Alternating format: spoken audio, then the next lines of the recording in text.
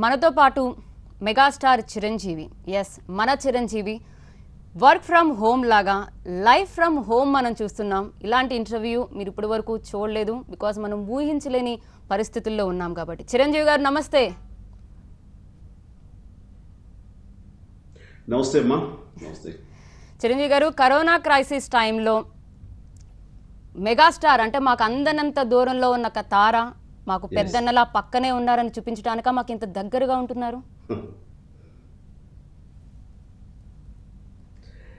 నేను ఎప్పుడు దగ్గరగానే ఉంటాను, అందరికీ అందుబాటులోనే ఉంటాను. కాకపోతే వాళ్ళ దృక్కోణం బట్టి, వాళ్ళ పర్సెప్షన్ బట్టి దూరం అని వాళ్ళు అనుకుంటారేమో, కానీ నేను ఎప్పుడు అందరికీ అందుబాటులోనే ఉంటాను.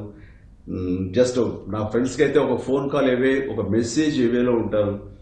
అండ్ మరి మీరు ఎందుకు అలా అనుకుంటారో నాకైతే తెలియదు. కానీ అందరూ సీఎం రిలీఫ్ లేకపోతే పిఎం రిలీఫ్ అనే టైంలో సినీ కార్మికుల కోసం మీరు క్రైసిస్ చారిటీ ఒకటి ఏర్పాటు చేసి, కరోనా క్రైసిస్ చారిటీని ఏర్పాటు చేసి ₹1 కోటితో మొదలుపెట్టి ఇప్పుడు 8 కోట్ల వరకు కలెక్ట్ చేసి వారిని ఆదుకుంటున్నారండి. అంటే మీరు ఈ ఆలోచన మీకు ఎప్పుడు వచ్చింది? అంటే చాలా సార్లు ఇలాంటి విపత్కర పరిస్థితుల్లో, క్యాలమిటీస్లో నేను కూడా ఎన్నోసారి ప్రభుత్వాలకు ఇవ్వడం జరిగింది. కానీ ఇక్కడ అందరూ ప్రభుత్వాలకు ఇస్తున్నారు. ప్రభుత్వాలకు ఇవ్వడం ఈ టైంలో వాడికి చేదుడుగా ఉండటం అన్నది మన ధర్మం అయినా సరే, ఈ ఇండస్ట్రీలో ఉంటున్నాము. ఈ లాక్డౌన్లో ఉన్నటువంటి ఉపాధి సడన్గా కోల్పోయి అండ్ ఎలాంటి ఇన్కమ్ కానీ రోజు బేటాలు వచ్చే అవకాశాలు లేకుండా వాళ్ళు ఎలాగ మనుగడ సాగిస్తారు? ఇది నెల ఉంటుందా, 2 నెలలు ఉంటుందా, 3 నెలలు ఉంటుందా అని చెప్పలేని పరిస్థితి. ఈ ఆలోచనలో ఉండగా నాకు అనిపించింది, ముందు వాళ్ళకి మనం సహాయంగా ఉండాలి, వాళ్ళ అవసరం తీర్చాలి. మన రోజు వాళ్ళతో పనిచేస్తుంటాము, వాళ్ళ బాగోగులు చూసుకోవాలి కదా. రైట్, ముందు నేను అనుకున్న డబ్బు వాళ్ళకి డొనేట్ చేయాలి. ఆ తర్వాత ఆలోచిద్దాం ఇది ఎలాగా వస్తువులుగా, నిత్యావసర వస్తువులుగా వాళ్ళకి ఎలా సరఫరా చేయాలి ఏమిటని ముందు థాట్ రాగానే ముందు అనౌన్స్ చేశాను నేను. అండ్ నేను అనౌన్స్ చేసిన వెంటనే నా మీద నమ్మకంతో నా మిత్రులు, నా తోటి కళాకారులు, నటినట్లు, పెద్ద చిన్న నిర్మాతలు, బయట నుంచి కొంతమంది దాతలు, వీళ్ళందరూ ముందుకు వచ్చి ఈ రోజున ఇంకా సహాయం అందుతూనే ఉంది. దాదాపు మీరు అన్నట్లుగా డిపాజిట్ అయి ఉంది. అండ్ దీని మూలంగా మేము 5,000 మందికి సహాయం అనుకున్నాము, 8,000 అవ్వచ్చు అనుకున్నాము. కానీ ఈ రోజున 12,000 మందికి, 12 గడపలకి మా నిత్యావసర వస్తువులు మా వాళ్ళు తీసుకెళ్లి వాళ్ళకి అందిస్తుంటే వావ్, చాలా తృప్తిగా ఉంది నాకు. అండ్ దీని వెనకాల ఎంతో మంది కృషి ఉంది, ఎంతో మంది ఇన్పుట్స్ ఉన్నాయి, ఎంతో మంది వ్యయ ప్రయాసాలు ఉన్నాయి. వాళ్ళందరూ నేను ఈ సందర్భంగా పేరున నేను ప్రస్తావించాలి. నేను వాళ్ళ గురించి మీకు అందరికి తెలిసేలాగా, ప్రతి ఒక్కరికి తెలిసేలాగా తెలియజేయాలి. చిరంజీవి గారు, అంటే పిఎం గారు మోదీ పెట్టారు, అంటే పిఎం ట్వీట్ చేశారు. అమితాబ్ బచ్చన్ ఒక పక్కన సల్మాన్ ఖాన్ మాట్లాడుతున్నారు, అమితాబ్ బచ్చన్ మాట్లాడుతున్నారు. ఎప్పుడు మీ గురించి మాట్లాడిన అంటే అమితాబ్ బచ్చన్ గారికి మీకు మధ్య ఉన్న రిలేషన్ భలే ముచ్చటగా అనిపిస్తుందండి. అసలు అంత అన్యోన్యత ఎప్పుడు ఏర్పడింది? బికాస్ ఆయన కూపన్లు కూడా అందజేస్తున్నారు. సల్మాన్ ఖాన్ కూడా కూపన్స్ గురించి మాట్లాడారు. మీరు ఒక షార్ట్ ఫిల్మ్ కూడా చేశారు. ఎలా ఉంటుందండి మీ మధ్య అన్యోన్యత?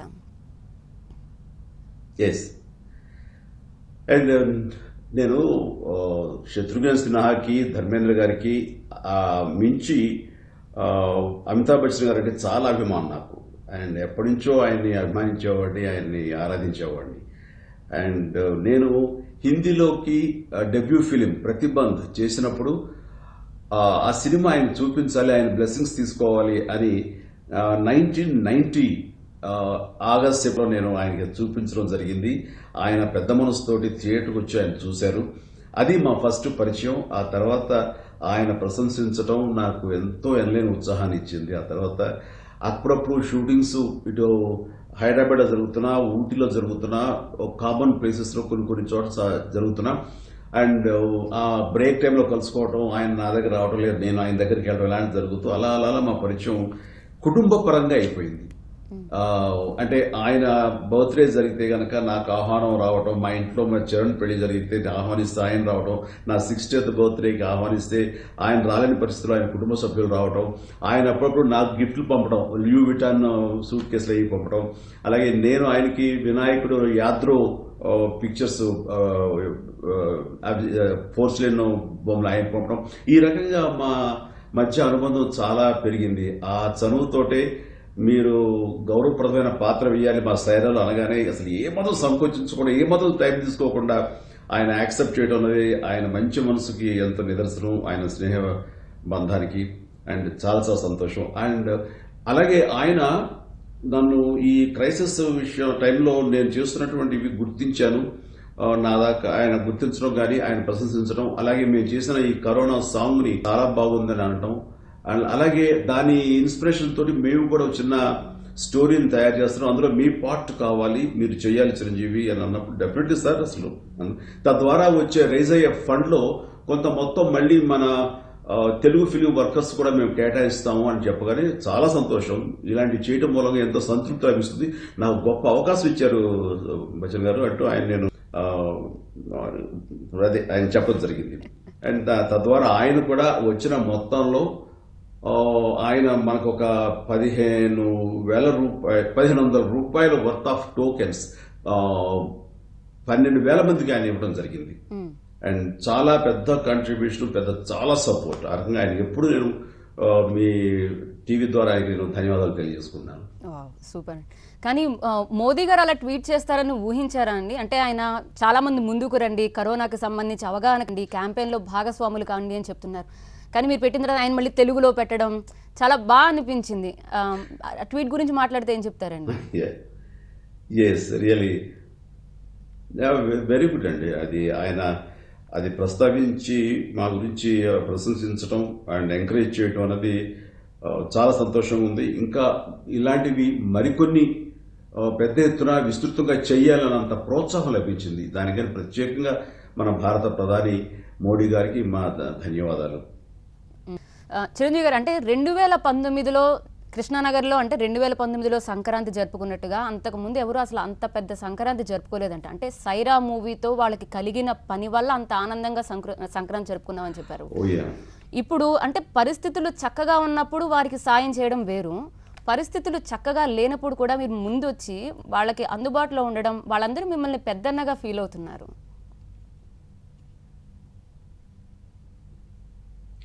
అండ్ అంటే మన సినిమా జరుగుతున్నప్పుడు ఎన్నో వేల మంది రోజు షూటింగ్స్కి వస్తుండేవాళ్ళు. అండ్ వాళ్ళందరూ కూడా టైమ్లీగా పేమెంట్ వెళ్ళిపోవడంతో ఆ 2 నెలల పాటు 3 నెలల పాటు వాళ్ళు చాలా చక్కగా చెప్పుకున్నారు, ఈ సినిమా ఉండబట్టి మనకి ఈ పండగ నిజమైన పండుగ అనిపిస్తుందని సంక్రాంతి ఆ టైంలో అనుకున్నారు. అది నా దాకా వచ్చింది. దాన్ని చాలా సంతృప్తిగా, చాలా సంతోషంగా ఉంది నాకు. అండ్ ఈ సమయంలో అదేవిధంగా వాళ్ళు కడుపు నిండా తినాలి, ఎలాంటి బాధలు ఎలాంటి ఇబ్బందులు పడకూడదనే ఉద్దేశంతో చేసిన ఈ ప్రయత్నానికి కూడా అలాంటి స్పందన వస్తుంటాయి. చాలా తృప్తిగా ఉంది. అండ్ ఇది కదా నేను నా కళాం తల్లికి నేను తిరిగి నా రుణం తీర్చుకోవడం అంటే ఇదే. మనం మాటల్లో చెప్పడం కాదు, చేతల్లో చూపించాలని. ఇలాంటి పరిస్థితులు రాకూడదు. బట్ వస్తే కనుక అలాగా మనం వాళ్ళకి రకంగా రుణం తీర్చుకునే ప్రయత్నం చేస్తే ఆ వచ్చే సంతృప్తి అంతా ఇంత కాదు. ఆ రకమైన సంతృప్తి అనుభవిస్తాను. అండ్ ఈ రోజు నేను ఇనిషియేట్ చేయొచ్చు కొద్ది మొత్తం, కానీ మిగతా వాళ్ళందరూ కూడా నా మీద నమ్మకంతో వాళ్ళు కూడా ఫుల్ ఫ్లెడ్జ్డ్గా ఇందులో చిరంజీవి అనుకుంటే లబ్ధిదారులకి, అవసరార్థులకి, నిత్యావసర వస్తువులు ఎవరు కావాలో వాళ్ళందరికీ చివరి వరకు చేరుతుందన్న భరోసా, నమ్మకం వాళ్ళకి ఏర్పడటం అనేది అది నేను చాలా గర్వంగా ఫీల్ అవుతున్నాను. అలాంటి అభిప్రాయం నా మీద ఉన్నందుకు. అండ్ ఈ రోజున ప్రతి ఒక్కరికి నేను నా ధన్యవాదాలు చెప్పుకుంటున్నాను. అంటే ముఖ్యంగా అందరికీ ఉన్నా, బట్ ముఖ్యంగా రామోజీరావు గారు లాంటి పెద్ద వ్యక్తి ఆయన కూడా దీన్ని గుర్తించి ఆయన కొద్ది మొత్తం మనం పంపించేసరికి నేను ఆయనకి ఫోన్ చేసి మాట్లాడినప్పుడు ఆయన ఏమన్నారంటే, నేను అన్ని గమనిస్తాను చిరంజీవి గారు, మీరు చాలా చక్కగా చేస్తున్నారు అండ్ అందటం అనేది నాకు చాలా సంతృప్తిని ఇస్తుంది. అందుకని నేను ఏదో వృధాభక్తిగా ఉందో మొత్తాన్ని ఇస్తున్నాను అన్నప్పుడు ఏమనేది వృధాభక్తిగా కొద్ది మొత్తం మీరు అనుకోవద్దు. మేము చేసే ఈ ప్రయత్నాన్ని మీరు గుర్తించి ప్రోత్సహించి ఇలా ఉత్సాహపరచడం అనేది చాలండి మాకు మరింత భరోసాగా, మరింత ఊతంగా ఉంది. ఇలాంటి కార్యక్రమాలు భవిష్యత్తులో మరింత ఎక్కువ చేయడానికి మీలాంటి వాళ్ళు వెన్నుదన్నుగా ఉండటం మాకు చాలా అవసరం. అలాంటి ఇది మాకు కావాలి.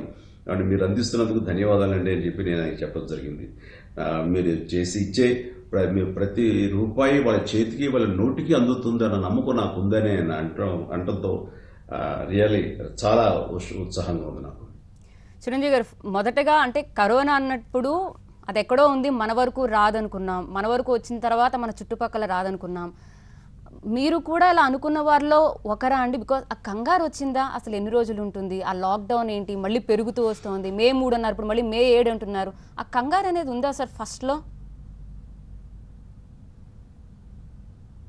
అంటే ఇది చాలా తేలిగ్గా ఏం తీసుకోలేదండి. ఇది బయట అంతర్జాతీయంగా జరుగుతున్నటువంటి ఈ వ్యాధి వ్యాపిస్తున్న విధానం చూస్తుంటే అక్కడ ఎఫెక్ట్ అయ్యి మనకంటే అడ్వాన్స్డ్ కంట్రీస్ కూడా దీన్ని హ్యాండిల్ చేయడంలో కొంచెం ఇబ్బందులు పడుతూ కంట్రోల్ చేయలేని పరిస్థితులు ఉంటే, ఇదే గనక జనసాంద్రత ఎక్కువ ఉండి సివిక్ సెన్స్ కానీ మన లిటరసీ అంతగా లేనటువంటి మన దేశంలో ఇది విజృంభిస్తే ఇంకా అంత ఇంతగా దీన్ని కంట్రోల్ చేయడం చాలా కష్టం అని ముందుగా మాత్రం ఊహించానండి. బట్ నేను అనుకున్న దానికంటే ఇంకా ఎక్కువగా ఇది వ్యాప్తి చెందడం అనేది దురదృష్టం అది. అండ్ ఆ టైంలో నేను ముందుగా గ్రహించాను కాబట్టి ముందస్తుగా మన షూటింగ్లు ఆపేయాలి, ఎందుకంటే ఎక్కువ మంది మన షూటింగ్లో ఉంటారు, ఈ వ్యాధి ఎవరి నుంచి ఎవరికి ఎలా వస్తుందో చెప్పలేమంటూ నేను డైరెక్టర్ కొరటాల శివ గారితో మాట్లాడి అనుకుంటున్నాను, మానేద్దామా అంటే డెఫినెట్లీ అండి ఆపి చూద్దాం, ఇది ప్రమాదం లేదు, మన ఇండియాలో ఇది అంతగా వ్యాపించలేదు అనుకుంటే కనుక దాన్ని రెజ్యూమ్ చేద్దాం షూటింగ్స్ అని చాలా ప్రోత్సాహంగా ముందు ఎంకరేజ్ చేశాడు, తను ముందుకు వచ్చాడు. అండ్ అదే రోజు మన సెంట్రల్ అండ్ స్టేట్ ప్రభుత్వాలు కూడా దీన్ని ఇమ్మీడియట్లీ జనతా కర్ఫ్యూ అని కానీ లేకపోతే దీన్ని లాక్డౌన్ లాంటి పరిస్థితులు తీసుకుని వచ్చారు. అండ్ ముందస్తుగా మేము రియాక్ట్ అయ్యి ఆ రకంగా షూటింగ్ లేకుండా చేసుకోవడం అది మంచిదైంది అనిపించింది నాకు. సార్ అయితే మీ ముందు చూపుకు మాత్రం హ్యాట్స్ ఆఫ్ అండి. అందుకే బహుశా మేము మీ యాడ్ ఫస్ట్ చూసాం. మేము కరోనా వైరస్కి సంబంధించి చేతులు శుభ్రం చేసుకోవడం కావచ్చు, సోషల్ డిస్టెన్స్ పాటించండి అని మొదటిగా మీ యాడ్ మాత్రమే మేము చూసాం. సో బహుశా మీరు అది ఊహించారు, దానికి నిజంగా కృతజ్ఞతలండి. కానీ ఈ సమయంలో కూడా అంటే కొంతమంది ముందుకు రాకుండా, అంటే ఎవరి భయాలు వాళ్ళవి. రక్తదానం, తలసీమ పేషెంట్స్ చాలా మంది ఇబ్బంది పడుతున్నారు, రక్తదానం చేయడానికి ముందుకు రావట్లేదు, రక్తం నిల్వలు మనకి చాలా వరకు తక్కువైపోయినాయి. ఈ సమయంలో కూడా మీరు వచ్చి రక్తదానం చేస్తున్నారు, చేయమని పిలుపునిస్తున్నారు, మీరు స్వయంగా ఇచ్చారు. సో దీని గురించి ఏం మాట్లాడతారండి? అంటే మా చిరంజీవి చారిటబుల్ ట్రస్ట్ ఆధ్వర్యంలో ఉన్నటువంటి బ్లడ్ బ్యాంక్ లో బ్లడ్ కొరత ఏర్పడుతుంది. చాలా మంది క్యాన్సర్ పేషెంట్లు కానివ్వండి, తలసేమియా వాళ్ళకి మనం కంటిన్యూస్ గా ఇస్తుంటాం, వాళ్ళ ఎవరైనా పరిస్థితి ఏర్పడింది, ఈ విషయం మీద మీరు కొంచెం అప్రమత్తం కావాలి, ఈ విషయం మీద మీరు ఒక మెసేజ్ ఇవ్వాలని మా వాళ్ళు చెప్పడంతో మిగతా బ్లడ్ బ్యాంక్స్ ఎలా ఉన్నాయి ఏంటి అనే దాని మీద నేను ఎంక్వైరీ చేద్దామని నా మిత్రులు స్టార్ హాస్పిటల్స్ చైర్మన్ గోపిచంద్ గారిని, అలాగే సన్షైన్ గురువారెడ్డి గారు, ఇలాంటి వాళ్ళతో మాట్లాడినప్పుడు ఇలాంటి కొరత ఉందన్నమాట వాస్తవం. ఇది మీలాంటి వాళ్ళు పిలుపునిస్తే కనుక ఇంకొంచెం అవేర్నెస్ తోటి ముందుకు వస్తారు ధైర్యంగా అని చెప్పేసి అనడం జరిగింది. అందుకని నేను ఇమ్మీడియట్లీ అనుకున్న వెంటనే నేను బ్లడ్ ఇచ్చి ఆ రకంగా కొంతమంది మిత్రులతోటి మన శ్రీకాంత్ అలాగే మన తాత్కాలిక ప్రెసిడెంట్ బెనర్జీ అలాగే శ్రీమిత్ర చౌదరి ఇలాంటి వాళ్ళు కొంతమంది ముందుకు వచ్చారు. వచ్చి నేను నా బ్లడ్ ఇచ్చి వెంటనే ఒక మెసేజ్ ఇచ్చేది ఆ రకంగా ముందుకు రావాలి అని. ఎందుకంటే తలసేమియా వ్యాధిగ్రస్తులు కానివ్వండి, అలాగే లుకేమియా సంబంధించి కానీ యాక్సిడెంట్స్ అవుతున్నా కానీ డెలివరీ టైంలో కానీ వీళ్ళందరికీ బ్లడ్ కొరత విపరీతంగా ఉంది. అందుకని ప్రతి ఒక్కరు స్వచ్ఛందంగా ముందుకు రావాలి. మీ దగ్గర ఉన్నటువంటి బ్లడ్ బ్యాంక్స్ లో మీరు బ్లడ్ డొనేట్ చేయాలి, ఆ రకంగా రక్తం దానం చేసి ప్రాణాలు నిలబెట్టండి అంటూ నేను ఇవ్వడం జరిగింది. చిరంజీవి గారు, చాలా మంది ఇళ్ల నుంచి బయటకు రావడానికి కొంతమంది ఏకంగా విపరీతమైన కారణాలు చెప్తున్నారు, కొన్ని వింటే మనకు నవ్వు వస్తాయి, అలాంటి కారణాలు చెప్పి కూడా బయటకు వచ్చేస్తున్నారు. ఆ సమయంలో మీరు ఇళ్లల్లో చేసుకునే పనులు మీరు చూపిస్తూ మనం ఇళ్లల్లో ఉండగలం, ఆడవారికి మనం సహాయం చేయగలం, మనల్ని మనం రక్షించుకోవడానికి ఇదే ఒక పద్ధతి అంటూ మీరు సోషల్ మీడియాలో పోస్ట్ చేస్తున్నవి మాత్రం భలే ఇన్స్పిరేషన్గా అనిపిస్తున్నాయి. మీరు బయటకు వచ్చే వాళ్ళకి లేకపోతే రావాలని తపన ఉన్న వారికి మీరు ఏ సలహా ఇస్తారండి? ఎట్టి పరిస్థితిలోనూ ఈ కరోనా వైరస్ ని మనం కంట్రోల్ చేయాలి, దీని వ్యాప్తి చెందకుండా ఉండాలి అంటే గనక మనం ఇళ్లలోంచి కదలకుండా ఉండటమే. ఈ కనిపించని మహమ్మారిని మనం ఎదుర్కోవాలి, కనిపించని శత్రువుని ఎదుర్కోవాలి అంటే మనం కాలు బయట పెట్టకుండా ఇంట్లో ఉంటే గనక ఖచ్చితంగా దీన్ని నియంత్రించడంలో ఎంతో కొంత మనం సక్సెస్ అవుతాం. అండ్ అందుకని ఈ సమయంలో మనం యావత్ ప్రపంచమే ఇబ్బందులు గురవుతుంది, యావత్ ప్రపంచమే నష్టపోతుంది, ఆర్థికంగా కానివ్వండి మరో రకంగా కానివ్వండి. బట్ ఇలాంటి పరిస్థితుల్లో మనకు వచ్చే నష్టం మనం తాత్కాలిక నష్టం, ఇది భరించడం స్వీకరించడం తప్పదు. బట్ ఈ సమయంలో కూడా మనం ఏ రకంగా మనం ఎంటర్టైన్ చేసుకోవాలి, ఏ రకంగా మనం ఒకరు సహాయంగా ఉండాలి, ఏ రకంగా మనం టైం కిల్ చేసుకోవాలి, స్పెండ్ చేసుకోవాలి, దాని మీద మనంత ప్రయత్నం మనం చేసుకుంటూ రావాలి. బట్ ఏవైనా సరే మనకే నష్టం జరుగుతుంది, మనమే ఏమీ లేకుండా అయిపోతున్నాం అని వ్యధ బేస్డ్. బట్ అందరితో పాటే అండ్ ఇంత క్రైసిస్ లో కూడా కరోనా మనకి చాలా గుణపాఠాలు నేర్పిందేమో అనిపిస్తుంటుంది నాకు. నేను ఆ రకంగా చూస్తుంటాను పాజిటివ్ సైడ్. అంటే పరిశుభ్రత అనేది ప్రతి ఒక్కరిలోనూ అదొక క్యారెక్టర్ అయిపోయింది, బాగా అలవాటు. అండ్ దీని మూలంగా మనకి ఎక్కడ కూడా ఏ అదర్ బ్యాక్టీరియా కానీ అదర్ వైరస్ కానీ మనకి దరి చేరకుండా ఉండి వేరే కొత్త జబ్బులు మనకు రాకుండా మనం అరికట్టగలిగాము. అండ్ దీని మూలంగా నేను అనుకోవడం ఏంటంటే నేచర్లో ఉండేటువంటి బ్యూటీని మనం ఆస్వాదించగలుగుతున్నాము. పొల్యూషన్ లేకపోబట్టి మనకు కొన్ని ఎలర్జీలు మనం రాకుండా కొన్ని రోగాలు మనకు దూరం అయిపోయింది. అండ్ అన్నిటికీ మించి ఫ్యామిలీ బాండింగ్స్ వెరీ స్ట్రాంగ్ అయిపోయింది.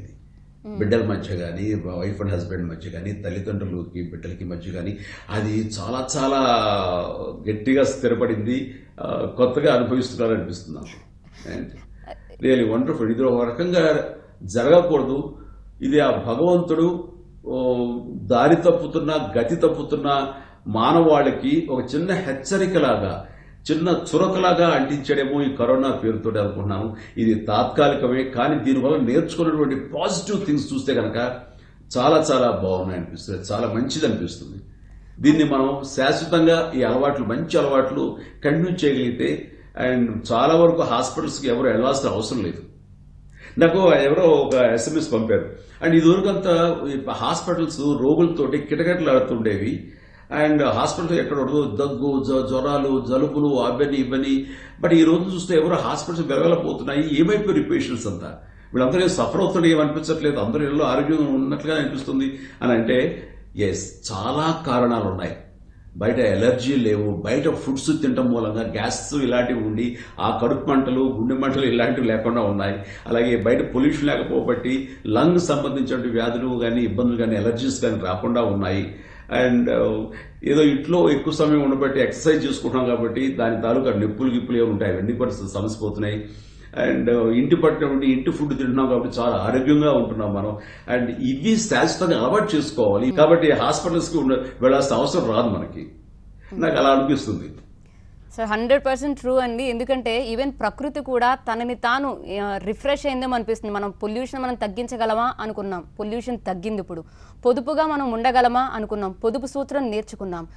పెద్దవాళ్లతో, పిల్లలతో మనం ఎలాగ టైం స్పెండ్ చేయడం అనుకున్నాం. బట్ ఉంటున్నాం మనం. యాక్చువల్గా కరోనా నుంచి మనం నేర్చుకున్నవి ఇవే సార్. నిజంగానే మీరు అన్నది అక్షర సత్యం. మీ ఇంట్లో విషయానికి వస్తే నిజంగానే మీరు ఏం నేర్చుకున్నారు? ఆడవారు, బికాజ్ మీ ఇంట్లోనే ఒక ప్రొడ్యూసర్ ఉన్నారు, ఒక డిజైనర్ ఉన్నారు. ఆడవారి గురించి ప్రత్యేకంగా మాట్లాడితే వాళ్ళ పనుల్ని షేర్ చేసుకుంటుంటే మీకు ఏమనిపించింది సార్ ఈ నెల రోజుల్లో? మా ఇంట్లో మా పాపలందరూ వాళ్ళ ఇళ్లలో చాలా హెల్తీగా చాలా బాగున్నారు. అండ్ వాళ్ళు ఎప్పుడు ఏదో చేయాలని తపన, మాకు ఇంత ఉంది కదా, మాకు పనిచేసిన అవసరం ఏమిటి అనే నిర్లక్ష్య ధోరణితో కాకుండా నా నుంచి తెలుసుకున్నారా, నన్ను చూసి నేర్చుకున్నారా నేను అది చెప్పలేను. కానీ వాళ్ళకి ఏదో ఒకటి ప్రూవ్ చేసుకోవాలి, ఏదో రకంగా మన ఐడెంటిటీ మనం తెలియజెప్పుకోవాలి, తద్వారా మనం మన మనుగడ సాగించాలనే యాటిట్యూడ్ ప్రతి ఒక్కరికి ఉంటుంది. అది నేను 100% అది అమ్మాయి అవని, అబ్బాయి అవని, మా కజిన్స్ పిల్లలు కానివ్వండి, మా తమ్ముళ్ళు పిల్లలు కానివ్వండి, అందరినీ ఎంకరేజ్ చేస్తుంటారు ఆ రకంగా. అండ్ వాళ్ళు అందులో అలాగే ఇప్పుడు మా పాప డిజైనర్, కానీ అట్ ద సేమ్ టైం తను ఈ డిజిటల్ ప్లాట్ఫామ్ మీదకి వచ్చి వెబ్ ఫిల్మ్స్, వెబ్ సిరీస్ కొన్ని చేయడం కోసంగా తను ఇంట్రెస్ట్ చూపిస్తే కనుక 100% చేయమ్మా, నేను ఉన్నాను, నా వంతు సహాయం నేను చేస్తాను అంటూ నేను చేయడం జరిగింది. ఆ రకంగా తను కూడా మరొక యాంగిల్లో ఈ ఇండస్ట్రీలో ముందుకెళ్ళడానికి ట్రై చేస్తుంది. అలాగే ప్రతి ఒక్కళ్ళం కూడా అండి, ఆడ మగాని తేడా లేకుండా ఏదైనా మనం సంపాదించుకోలేదంటే అది మనం వచ్చిన అవకాశాలని, మన చుట్టూ ఉండే అవకాశాలను మనం సద్వినియోగం చేసుకోలేదు, దాన్ని ఆలింగనం చేసుకోలేదని అనుకోవాలి తప్ప అవకాశాలు మనకు రాలేదు అని కదా. అవకాశం మనకు రావు, మనం వెళ్ళే అవకాశాలని ఎంబ్రేస్ చేసుకోవాలి. అండ్ అలాంటి సిచ్యువేషన్ మనం ఎంకరేజ్ చేయాలి. నేను అదే చేస్తున్నాను. చిరంజీవి గారు, ఎవరి సాయం అండి, ఎవరి చేతనైన సాయం వాళ్ళు చేస్తున్నాం. మీ తల్లిగారు మాస్కులు కుట్టించి కార్మికులకి అంటే ఎవరికైతే లేకుండా ఉన్నాయో వారికి అందించారని తెలిసింది. అది అది కరెక్ట్ కాదండి. అది ఏదో రాంగ్ పిక్చర్, రాంగ్ గా పోస్ట్ అయ్యింది. నేను అందుకే వెంటనే ట్విట్టర్ లో క్లారిఫై చేశాను. అది మా అమ్మ కాదు, కానీ ఆ మహతల్లి వెనకని చూస్తుంటే మా అమ్మలాగే అనిపించింది నాకు కూడాను. బట్ అమ్మ కాదండి, అమ్మ ఇంటి పట్టునే ఉంటున్నారు. అండ్ ఆయా సందర్భాల్లో దీపాలు వెలిగించి మా సాలిడారిటీ చూపించాలన్నా, అలాగే క్లాప్స్ కొట్టి మా ధన్యవాదాలు తెలియజేయాలన్నా సరే అమ్మ ఎప్పుడు ముందుకు ఉత్సాహంగా వస్తుంది. అంతేగాని రాంగ్ గా పోస్ట్ అయ్యి రాంగ్ గా అది క్యారీ అయింది అది. బట్ ఏమైనా మహాతల్లి ఆ మిషన్ మీద కూర్చున్న ఆవిడకి మాత్రం నా ధన్యవాదాలు. వండర్ఫుల్ అండి. రైట్ చిరంజీవి, చాలా వరకు కూడా ఇలాంటి ఫేక్ కూడా వస్తున్నాయండి. అందుకే క్లారిటీ కోసం ఒక క్వశ్చన్ మళ్ళీ వేయాల్సి వచ్చింది. అండ్ కానీ పోలీసుల గురించి మాట్లాడితే చిరంజీవి గారు, ఒక పోలీస్ బిడ్డగా, బికాజ్ వాళ్ళు ఫ్రంట్ లైన్లో ఉన్నారు, వైద్యులు కావచ్చు, పోలీసులు కావచ్చు, వాళ్ళు నిత్యం రోడ్ల మీదే ఉన్నారు, మనల్ని ఇళ్లల్లో ఉండమని చెప్తున్నారు. వాళ్ళు చేస్తున్న సేవ చూస్తుంటే మీకు ఏమనిపిస్తుంది సార్? నాకు మా నాన్నగారు నా చిన్న వయసులో నాన్న కానిస్టేబుల్గా ఉన్నప్పుడు ఆ రోజులు గుర్తుకొస్తున్నాయి. నాన్న సమయానికి ఇంటికి వచ్చి భోజనం చేసేవాడు కాదు, వేళాపాళ లేకుండా డ్యూటీలు చేసేవాడు. పండగలు, పబ్బాలు, ఆదివారాలు, సెలవులు అంటే ఎప్పుడు లేవు ఆయనకి. అలాంటి ఉద్యోగం చేశారు. నాన్న చిన్నప్పటి నుంచి అలా చూశాను నేను. అందుకని నాకు పోలీసుల పట్ల, వాళ్ళ డ్యూటీస్ నిర్వర్తించే పట్ల చాలా కన్సర్న్ నాకు. అండ్ నా ఓన్ ఫ్యామిలీ అన్న ఫీలింగ్ నాకు ఎప్పుడు వస్తుంది వాళ్ళని చూస్తుంటే. వాళ్ళు పడే కష్టం, ఎస్పెషల్లీ ఈ కరోనా క్రైసిస్ టైంలో పడే కష్టం అంతా ఇంత కాదు. ఒక్కోసారి వాళ్ళు కఠినంగా ఉన్నారని సోషల్ మీడియాలో కొన్ని వచ్చినా సరే, తప్పనిసరి పరిస్థితుల్లో మన మంచి కోసం మనల్ని హెచ్చరించే ప్రాసెస్లో వాళ్ళు లాఠీ ఎత్తచ్చు. బట్ వాళ్ళకి అవకాశం ఇవ్వకుండా మనం నియంత్రించుకోవాలి, మనం కంట్రోల్ చేసుకోవాలి, మనం ఒక అవేర్నెస్ తోటి మనం నడుచుకోవాలి. అది మన తప్పిదం అది. బట్ వాళ్ళు ఎంత కష్టపడుతున్నారు ఇలాంటి సమయంలో, ఎండనక కొండనక వాళ్ళ రోడ్ల మీదకి వచ్చి వాళ్ళు తిన్నారా, తాగారా, దాని నీళ్లు దాహం తీర్చుకున్నారా అనే పరిస్థితి కాకుండా వాళ్ళు అలా పనిచేస్తుంటే కనుక చాలా జాలి గొలిపే విధంగా ఉంది. అందుకనే వాళ్ళకి ప్రత్యేకించి మనందరం వాళ్ళ సపోర్ట్ నిలబడాలి, వాళ్ళకి ధన్యవాదాలు తెలియచేయాలి. అండ్ నేను ఒకసారి అన్నాను, మన ఉగ్రవాదులు మన సరిహద్దుల్లో నుంచి లోపలికి ఎంటర్ కాకుండా ఎలాగైతే సైనికులు పోరాడుతున్నారో, ప్రాణత్యాగం చేస్తున్నారో, అదే విధంగా మనకి లోపలికి చొచ్చుకొచ్చేటువంటి కరోనా అనే ఉగ్రవాదిని కూడా సైనికులు అదే విధంగా వాళ్ళు పోరాడుతూ దాన్ని పాలదోలడానికి అన్ని రకాలుగా కృషి చేస్తున్నారు. అలాంటి వారికి మనం మనస్ఫూర్తిగా మనం సెల్యూట్ చేయాలి. అలాంటి వాళ్ళకి ఎప్పుడు మనం కృతజ్ఞతతో ఉండాలి. అంటే వాళ్లే లేకపోయి ఉంటే కనుక ఇది విశృంఖలం అయిపోయేది, విజృంభించేసేది మహమ్మారి. అందుకని అపార్ట్ ఫ్రమ్ డాక్టర్స్, నర్సెస్, పారిశుద్ధ కార్మికులతో పాటు ఆయా ప్రభుత్వాల తీసుకున్న నిర్ణయాలతో పాటు పోలీసుల యొక్క పనితీరు కూడా ఇది ఎంతో కొంత కంట్రోల్ అవడానికి దోహదపడింది. దానికి గాను ప్రత్యేకించి మరొకసారి 50 మందికి దీని కృషి వెనకాల ఉన్న, దీన్ని నియంత్రించడంలో డ్యూటీస్ నిర్వర్తిస్తున్న ప్రతి ఒక్కరికి నా హృదయపూర్వక ధన్యవాదాలు. చిరంజీవి గారు, సోషల్ డిస్టెన్స్ మనం మెయింటైన్ చేస్తున్నాం, బట్ ఫిజికల్గా మాత్రమే మనం దూరంగా ఉంటున్నామేమో అనిపిస్తుంది. బికాజ్ మీ అభిమాని హాస్పిటలైజ్ అయ్యారనే విషయం తెలిసిన తర్వాత ఆమెకు సంబంధించిన డీటెయిల్స్ కనుక్కొని ఆమెకు హెల్ప్ చేశారు మీరు. అంటే ఎలా ఫాలో అప్ చేశారు సార్? ఎలా మీకు ఇన్ఫర్మేషన్ అందింది? ఏం చేశారు వెంటనే?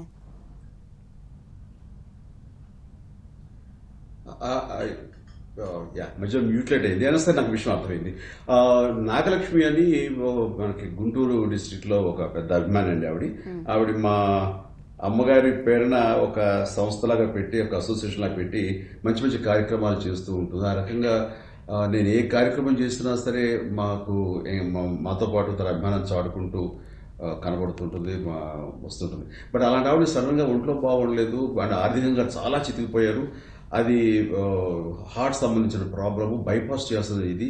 బట్ ఎట్లాగా ఏంటంటే అందరూ కొంచెం కంగారు పడుతుంటే నాకు రాగానే నేను అన్నాను, నువ్వు ఎందుకు మంచి హాస్పిటల్స్ ఇక్కడ నేను చేయిస్తాను అని బయలుదేరమ్మను అనగానే వాళ్ళు హడావుడిగా వచ్చారు. దాంట్లో పోలీస్ సహకారంతో తను ఇక్కడ రావటం, నేను మన స్టార్ హాస్పిటల్లో డాక్టర్ గోపీచంద్ గారు నా మిత్రుడు, ఆయన అడగగానే అసలు ఆయన మాత్రం హెసిటేట్ చేయకుండా రండి, నేను హ్యాండ్ చేస్తాను, నేను చేస్తాను ఆపరేషన్ చెప్పి ఆయన అంటాం.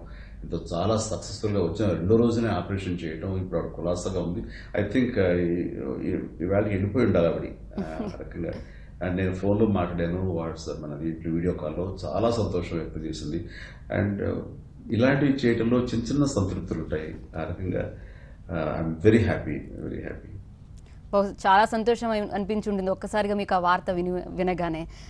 చిరంజీవి గారు అంటే నిర్మాతలు, డైరెక్టర్లు, సినిమా హీరోయిన్లు మొత్తం అందరూ కూడా చారిటీకి వచ్చి ముందుగా ఇస్తున్నారు. అండ్ నాగార్జున గారు కూడా ట్వీట్ చేశారండి, అంటే ఎప్పుడు షూటింగ్లతో బిజీగా ఉండే అన్నపూర్ణ స్టూడియో ఇప్పుడు ఆహారం అందిస్తున్నారు. అంటే పేరుకు తగ్గట్టుగా ఇప్పుడు అన్నపూర్ణగానే మారింది కార్మికులందరికీ అంటున్నారు. అనుకోవడం వేరండి, అది ఆచరణలో పెట్టడం వేరు. ఒక ప్లానింగ్ అనేది చాలా ఇంపార్టెంట్. ఎలా ప్లాన్ చేస్తూ ఉంటారండి? ఎవరు మీకు హెల్ప్ చేస్తూ ఉంటారు?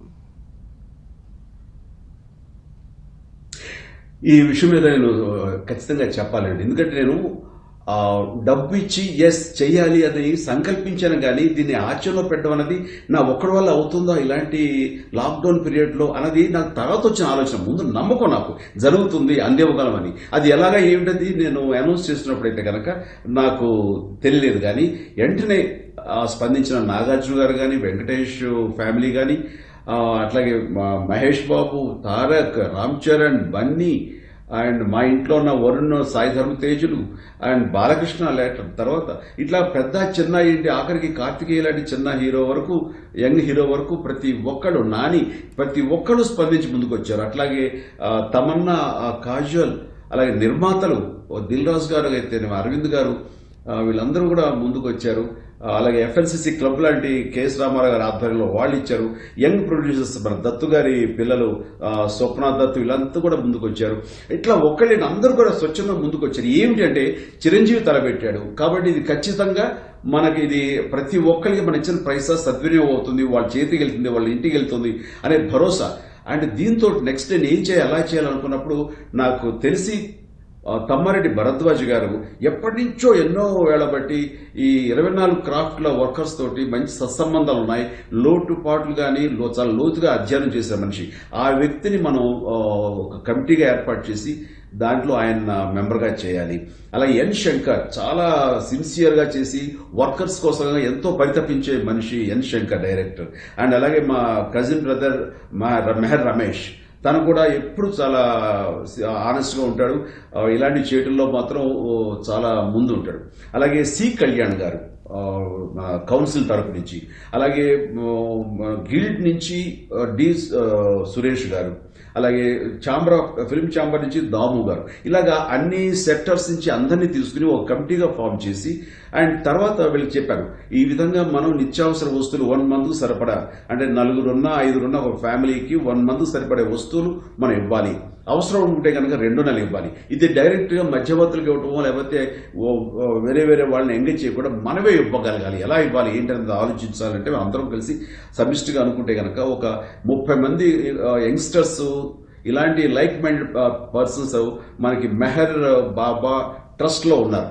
ఆ కుర్రాళ్ళు చాలా ఉత్సాహంగా వచ్చారు, ముందుకి వచ్చి మేము చేస్తామండి, మేము ప్రతి ఈ పరిస్థితిలో మేము బయటకు వెళ్ళి ఇంటింటికి వెళ్ళి ఇస్తామన్నారు. దీనిగాను ఎన్ శంకర్ చాలా శాస్త్రీయంగా ఆయా యూనియన్ మెంబర్స్ లీడర్స్ ఎవరైతే ఉన్నారో వాళ్ళ సహకారం తీసుకుని వాళ్ళు ఇచ్చేటువంటి మెంబర్షిప్ కార్డుల్ని ఆధారం చేసుకుని వాళ్ళ హౌస్ నెంబర్స్, వాళ్ళ ఆధార్ కార్డ్, వాళ్ళ ఫోన్ నెంబర్స్ అన్ని గ్రహించి వాళ్ళందరూ కరెక్ట్గా ఉన్నారా లేదా, వాళ్ళకి అవసరం లేదా, ఎంతమందికి అవసరం అనే దాని మీద చేస్తే దాదాపుగా 12,000 మంది అవసరార్థులు మాకు కావాలి అని చెప్పేసి ముందు రావడం జరిగింది. అండ్ వాళ్ళకి ఇవ్వడం కోసం దాదాపుగా ఒక మంత్కి ఇంతమందికి ఇవ్వడానికి దాదాపుగా 3 కోట్ల రూపాయలు అవుతుంది. అండ్ రైట్, ఒక నెల ఇవ్వడం కోసంగా మేము వెండర్స్ని అడిగినప్పుడు వాళ్ళు కూడా మంచి హై క్వాలిటీ రైస్ కానివ్వండి, 2 లీటర్ల ఆయిల్ కానీ, షుగర్ కానీ, సాల్ట్ కానీ, అలాగే మసాలా దినుసులు కానివ్వండి, కందిపప్పులు కానివ్వండి, పుట్నాల పప్పు కానీ, మినప్పప్పు కానీ, రవ్వలు కానీ, ఇవన్నీ కూడా మొత్తం కలిపి ఒక పెద్ద ప్యాక్ వాళ్ళకి ఇవ్వడం జరిగింది. అంటే తీసుకున్న ప్రతి ఒక్కరిని హై క్వాలిటీ తోటి మాకు ఇస్తున్నారు అన్న తృప్తి లభించింది వాళ్ళందరికీ. అండ్ ఇది ముఖ్యంగా మెహర్ బాబా ట్రస్ట్ యంగ్స్టర్స్ కొంతమంది ఉన్నారు, వాళ్ళందరూ కూడాను చాలా ఉత్సాహం ఉన్నారు. అందులో మహిళలు కూడా రావడం అనేది నాకు చాలా ఆశ్చర్యం, ఆనందం కలిగింది. And wonderful, salute to their services అండి. ఇప్పటికీ రోజుకి దాదాపుగా 700 నుంచి 1000 మంది వాళ్ళ గడపలకు వెళ్ళి వాళ్ళ ఇంటికి అప్పచెప్తున్నారు. దానికి చిన్న చిన్న వ్యాన్లు, ఆటోలు వేసుకుని సందులు గొంతులు తిరుగుతున్నారు. చెప్పాలంటే చార్మినార్ దగ్గర నుంచి వాళ్ళు తిరిగేవన్నీ ఒక కూకట్పల్లికి, వనస్థలిపురానికి, ఉప్పల్కి, బాలనగర్కి, BHEL, అలాగే పటాన్చెరు, కుత్బులాపూర్, సైనిక్పూర్, చిత్రపూర్ కాలనీ ఒకటేనండి. చుట్టుపక్కల హైదరాబాద్, సికింద్రాబాద్ చుట్టుపక్కల ఉండే అన్ని ప్లేసెస్కి గత 10 రోజులుగా తిరుగుతూనే ఉన్నారు. దాదాపుగా 7,000 మంది దాకా అప్పు చెప్పారు. ఇంకా ఒక 5,000 మందికి ఇవ్వాలి. దీనికి రాబోయే ఫస్ట్ వీక్ లోపల అందరికీ అందివ్వగలుగుతాం. అండ్ ఇట్స్ వండర్ఫుల్ అండి కుర్రాళ్ళు చేస్తున్న సర్వీస్. అందుకంటాం తలపెట్టిన లేదా కంట్రిబ్యూట్ చేసిన మనం కాదు, అందించేలాగా సైనికుల్లో పనిచేస్తున్న వాళ్ళు గొప్ప వాళ్ళు అంటున్నాను. అండ్ దాని వెనకాల ఉన్నటువంటి ఎన్ శంకర్, మెహర్ రమేష్ వాళ్ళు క్షేత్రస్థాయిలో వాళ్ళు కూడా దిగి కార్యకర్తలా పనిచేస్తున్నారు. అండ్ పైనుంచి సి కళ్యాణ్ గారు, అలాగే మన బెనర్జీ, తాత్కాలిక మా ప్రెసిడెంట్ బెనర్జీ, వీళ్ళందరూ కూడా చాలా సపోర్ట్ గా ఉండి, తమ్మారెడ్డి భరద్వాజ్ గారు వీళ్ళందరూ చూస్తారు, దాము గారు, వీళ్ళందరూ కూడా ధన్యవాదాలు. వీళ్ళందరూ నేను ఒక మాట చెప్పడం ఏంటి, అదొక శిరసా వహించి వాళ్ళందరూ చేయటం అనేది చాలా తృప్తి ఉంది. చాలా మందికి డౌట్ అండి, ఇది అందేదా చచ్చేదా, అందదులే అనేవాళ్ళు చాలా మంది ఉన్నారు. చూస్తున్నారు ఎలా చేస్తారని. బట్ చేస్తున్న విధానం చూస్తుంటే మాత్రం నాకు చాలా ఆనందంగా ఉంది. అమితాబ్ బచ్చన్ గారి దగ్గర నుంచి రామోజీరావు గారు లాంటి పెద్దలు వాళ్ళందరూ కూడాను మేము గమనిస్తున్నాం, చేస్తున్నాం, చాలా సజావుగా అందరికీ చేరుతుంది అంటూ వాళ్ళు చెబుతుంటే కనుక ఎంతో ఉత్సాహంగా, ఎంతో ప్రోత్సాహంగా ఉంది. ఈ రోజున ఈ మంత్ కాదు, ఒకవేళ జరగకూడదు, లాక్డౌన్ ఎత్తివేయాలి, త్వరగా పనుల్లో రెజ్యూమ్ కావాలని కోరుకుంటున్నాను. అలా కాదు అనుకుంటే 2వ నెల, కాదు అనుకుంటే 3వ నెల కూడా వాళ్ళందరికీ ఇవ్వడం కోసంగా మేము సమాయత్తం అయి ఉన్నాం. ఇంకా అవసరం అనుకుంటే కనుక ఇప్పుడు బయటకు వెళ్ళి ఇంకా ఫండ్స్ కావాలంటే పెద్ద పెద్ద ఇండస్ట్రియలిస్టులు వాళ్ళందరూ కూడా నేను వాళ్ళ ముందుకు వెళ్ళి నేను చేయి చాచి డబ్బులు అడుగుతాను, వాళ్ళందరూ కూడా ముందుకు వస్తారన్న భరోసా, నమ్మకం నాకు ఉంది. నాకు అలాంటి మిత్రులు ఉన్నారు, పెద్ద పెద్ద వాళ్ళు, GMR వాళ్ళు కానీ, GVK వాళ్ళు కానీ, మెగా వాళ్ళు కానీ, గ్రీన్కో కానీ, ఇలా ఎంతో మంది ఉన్నారు. వీళ్ళందరూ అడుగుతాను నేను. ఎప్పుడు నా చిరంజీవి చారిటబుల్ ట్రస్ట్ కోసంగా ఇన్ని 22 సంవత్సరాల్లో ఒక్కసారి కూడా నేను చేయి చాచి నా ట్రస్ట్కి ఇవ్వండి అని ఎక్కడ కానీ విదేశాలకు అడగలేదు. కానీ ఈ కార్మికుల కోసంగా, ఈ అవసరార్థుల కోసంగా కావాలంటే కనుక నేను చెయ్యి చాచి వాళ్ళు అడుగుతాను, వాళ్ళందరూ ఇస్తారని నా నమ్మకం నాకు ఉంది. సో కాబట్టి ఈ యొక్క క్రైసిస్ లో ఎవరు ఆకలితోటి బాధపడాల్సిన అవసరం కాదు, ఏముండదు. భరోసాగా ఉండండి. మీకు చిరంజీవితో పాటు నా మిత్రులు, నా తోటి నటీనటులు, కళాకారులు అందరూ మీకున్నారు వెనకాల. భరోసాగా నేను వాళ్ళకి చెప్తున్నాను. ఇది 1 month ఇచ్చే తతంగం కాదు. ఇది వాళ్ళు అన్ని రకాలుగా చూసుకుంటాం, 2-3 నెలలైనా 4 నెలలైనా. చిరంజీవి గారు, హ్యాట్స్ ఆఫ్ అండి. మీరు మాట్లాడుతుంటే మీ కళ్ళల్లో ఆనందం కనిపిస్తుంది. ఒక బృహత్తర కార్యక్రమం చేపడుతున్నందుకు మీరు ఎంత ఓపెన్ అప్ అయిపోయి మీరు అన్ని విషయాలు చెప్పారంటే ఇట్స్ రియలీ హ్యాట్స్ ఆఫ్ అండి. నిజంగా ఎప్పటి వరకు ఉంటే అప్పటి వరకు మీరు అండగా ఉంటారని భరోసా ఇస్తున్నారు కాబట్టి దానికి మాత్రం మిమ్మల్ని శభాష్ అనాల్సిందే. అయితే ఈ త్రికరణ శుద్ధి మీరు మీ తల్లిదండ్రుల దగ్గర నుంచి నేర్చుకున్నారా, లేకపోతే మీ అనుభవంతో నేర్చుకున్నారా? ఒక పనిని చివరి వరకు పూర్తి చేసేంత వరకు అంతే త్రికరణ శుద్ధితో పాటించడం.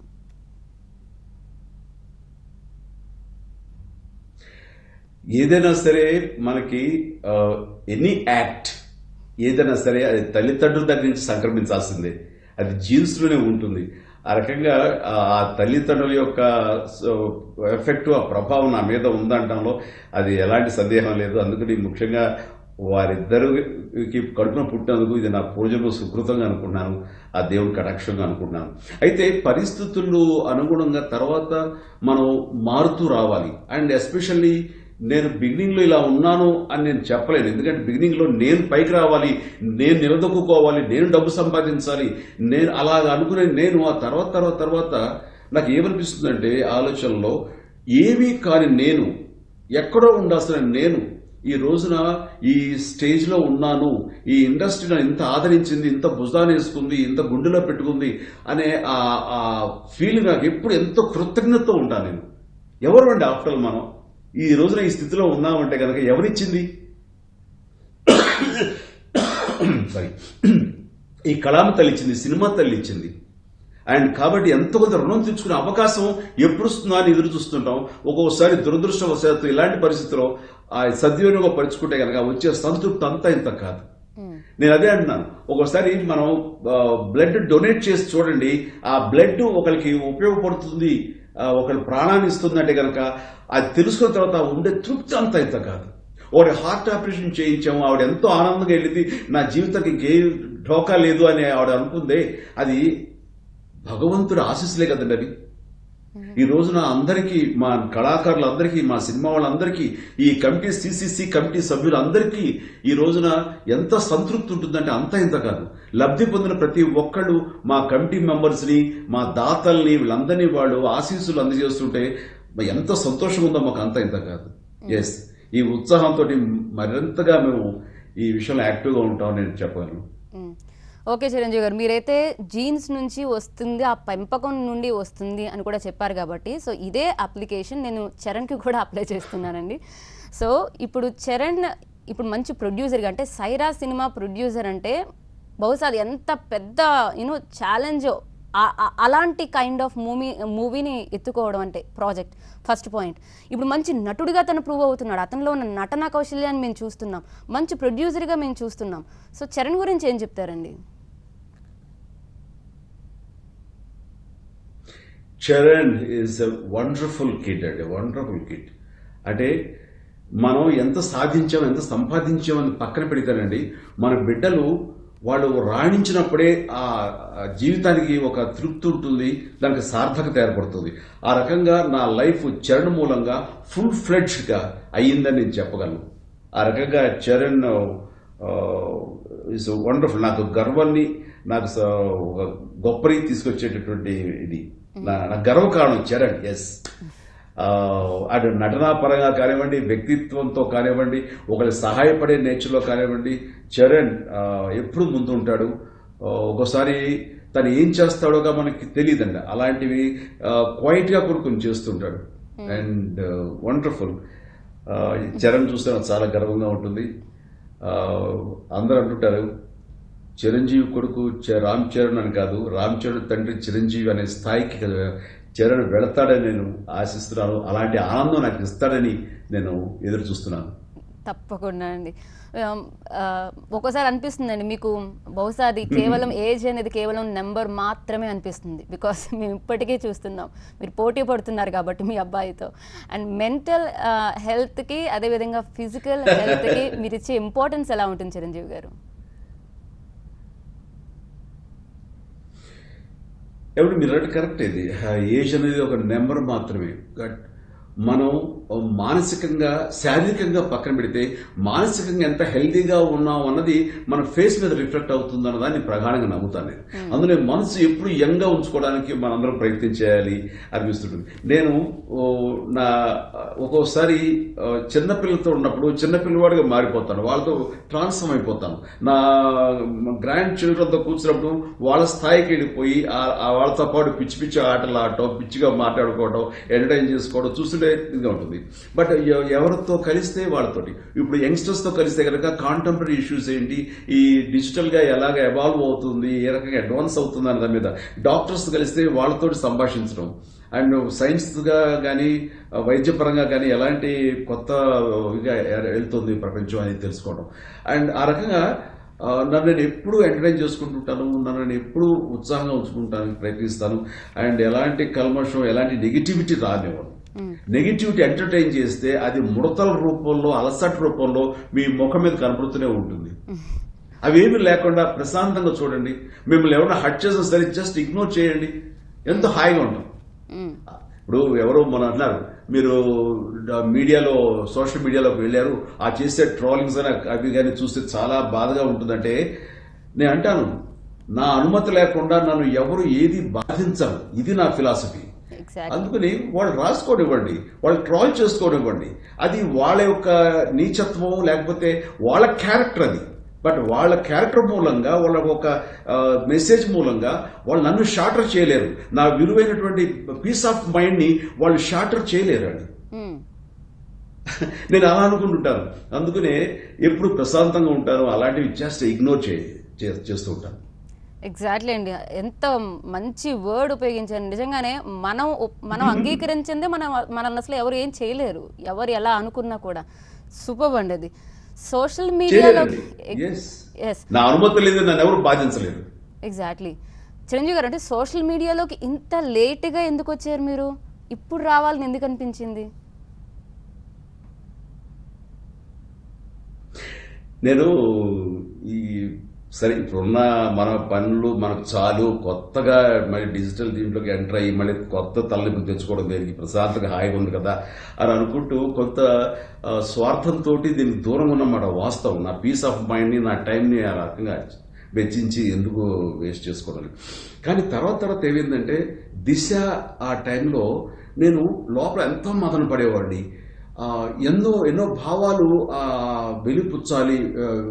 వెలుపుచ్చాలి అనుకుంటూ ఉండేవాడిని. కానీ నాకు సరైనటువంటి ప్లాట్ఫామ్ లేదు. అండ్ ఆ టైంలో 1 or 2 మెసేజెస్ ఇస్తే గనక, అవి ప్రెస్ నోట్లా ఇస్తే కనుక అవన్నీ టెలికాస్ట్ అయ్యేవి, కానీ అది అంతంత మాత్రమే ఉంది. ఎంతో ఆవేదనతో ఉండేది నాకు. సో ఎలా చెప్పాలి, ఈ డిజిటల్ మీడియాలోకి ఎంటర్ అయితే గనక, ఈ సోషల్ మీడియాలోకి మనం అనుకున్న భావాలు ఎప్పటికప్పుడు తెలియచేయచ్చు కదా, చాలా పొరపాటు చేసి అనిపించింది. అలాగే నిర్భయ కేసు సంబంధించి వాళ్ళని ఉరి వేస్తున్నప్పుడు కూడా నాకు అనిపించింది, నా హర్షాన్ని వ్యక్తపరచాలని లేని పరిస్థితి అయిపోయింది నాకు. అట్లాగే అన్ని లేట్ అయిపోతున్నాయి, అలా కాదు అనుకున్నప్పుడు దీన్ని మనం చక్కగా వాడుకోవాలి ఇలాంటి ఇదిగా ఉన్నప్పుడు అండ్ అనిపించింది. అని అనుకుంటూ ఉండగానే ఈ కరోనా క్రైసిస్ అనేది జనవరి నుంచి ప్రభావం చూపిస్తున్నప్పుడు this is the right time. ఎందుకంటే మనం దీని గురించి ఒక హెచ్చరికలు చేయడం కానీ, ముందస్తు జాగ్రత్తలు తెలియజేయడానికి కానీ ఈ సోషల్ మీడియాను వాడుకోవాలి అంటూ నా మిత్రులు జీకే మోహన్ అలాగే రాజ్ కుమార్ ఉన్నారు. వాళ్ళతోటి సంభాషించినప్పుడు సార్ ఇంకొంచెం వెయిట్ చేద్దామంటే, అందులో మనకు ఉగాది రాబోతుంది, మంచి శుభదినం, ఆ రోజును ప్రారంభిద్దామని అన్నారు. అండ్ వాళ్ళు కూడా నాకు ఈ విషయంలో చాలా హెల్ప్ఫుల్గా ఉన్నారు. అండ్ వాళ్ళకి నా ధన్యవాదాలు. అండ్ ఆ సందర్భంలో బట్ వచ్చిన దగ్గర నుంచి మీరు అన్నారుగా లేటుగా వచ్చినా లేటెస్ట్గా వస్తారని, నేను ఏదైనా ఒకటి కనుక ఫోకస్ చేస్తే దాని అంతు చూస్తాననే మాట అన్నగా అలా కాదు, కానీ దాని లోపల నిరంతరం అందులో ఉంటాను, ఫోకస్తో ఉంటాను, దాన్ని 100% దాన్ని వినియోగించుకుంటాను. ఆ రకంగా మాత్రం నేను డెఫినెట్గా యాక్టివ్గా ఉంటాను. నా భావాల్ని చెప్పడానికి, వ్యక్తీకరించడానికి ఇది ఒక చక్కటి అవకాశం అని నేను భావిస్తుంటాను. And real I'm enjoying. Chiranjeevi garu, మీలో మాకు నచ్చే విషయం ఏంటంటే చిన్న విషయమైనా కూడా మనసు పెట్టి నేర్చుకుంటారని మీరు. అందుకే అది ఇప్పటి వరకు బహుశా మెగాస్టార్గా మిమ్మల్ని మార్చడానికి మీరు డెడికేషన్ అలా ఉంటుంది అనిపిస్తుంది. అండ్ ఇప్పటికీ మీరు మీ స్పానిష్ నేర్చుకుంటున్నారని మీరు దీనికి ఒక చిన్న విషయం చెప్పరా సరదాగా? చెప్పండి. ఎప్పుడు ఇందిరా షూటింగ్ జరుగుతుంటే ఎవరో మీలాంటి పాత్రికేయులు నాకు ఒక ప్రశ్నావళి ఇచ్చారు, ప్రింట్ మీడియా అనుకుంటా. ఇస్తుంటే ఇందిరా షూటింగ్ సమయంలో నేను బ్రేక్ లో అవి చూస్తూ రాసుకుంటుంటే బ్రహ్మానందం యాక్టర్ తను నాతో అన్నాడు, ఏంటంటే 10th క్లాస్ విద్యార్థుల కూతురి ప్రశ్నలు రాస్తారు, వాళ్ళు అడిగే పిచ్చి ప్రశ్నలు కదా సమాధానం చెప్పాక ఏంటంట అన్నాడు. బ్రహ్మానందం, నువ్వు చెబితే సమాధానం అటు ఇటుగా ఉన్నా సరే అది కామెడీగా పోతాయా, నేను చెప్పే సమాధానాలు అటు ఇటుగా ఉంటే కామెడీగా పోదు, వీడికి ఇదే వచ్చింది ఇంత ఇదా అంటారు. సో నువ్వు చెప్పడానికి నేను చెప్పడం చాలా తేడా ఉంది. నేను ఖచ్చితంగా ఏం చెప్పినా సరే ఒక మెసేజ్ అవుతుంది, నేను ఏం చెప్పినా సరే అది ఒక మార్క్ సెట్ చేసుకుని అవుతాను. కాబట్టి ఆశాభాషిగా కాదు, నువ్వు కామెడీ చేయి తప్ప నన్ను కామెడీకి దింపకని అనడం జరిగింది. ప్రతిదీ అంత సీరియస్ గా తీసుకుంటారండి, అందుకని గమ్ముకుని యాక్సెప్ట్ చేయను. యాక్సెప్ట్ చేస్తే మాత్రం అంత సీరియస్ గా తీసుకుని దాన్ని 100% ఎగ్జిక్యూట్ చేయడానికి నా వంతు ప్రయత్నం చేస్తాను. చాలా మంది అంటారు టూ మచ్ పర్ఫెక్షనిస్ట్ అని, మా వైఫ్ కూడా అంటుంటది అదేమాట. ఓకే, ఆ టూ మచ్ పర్ఫెక్షన్ ఉండడం కూడా ఇప్పుడు ప్రస్తుతం ప్రాబ్లమే అండి.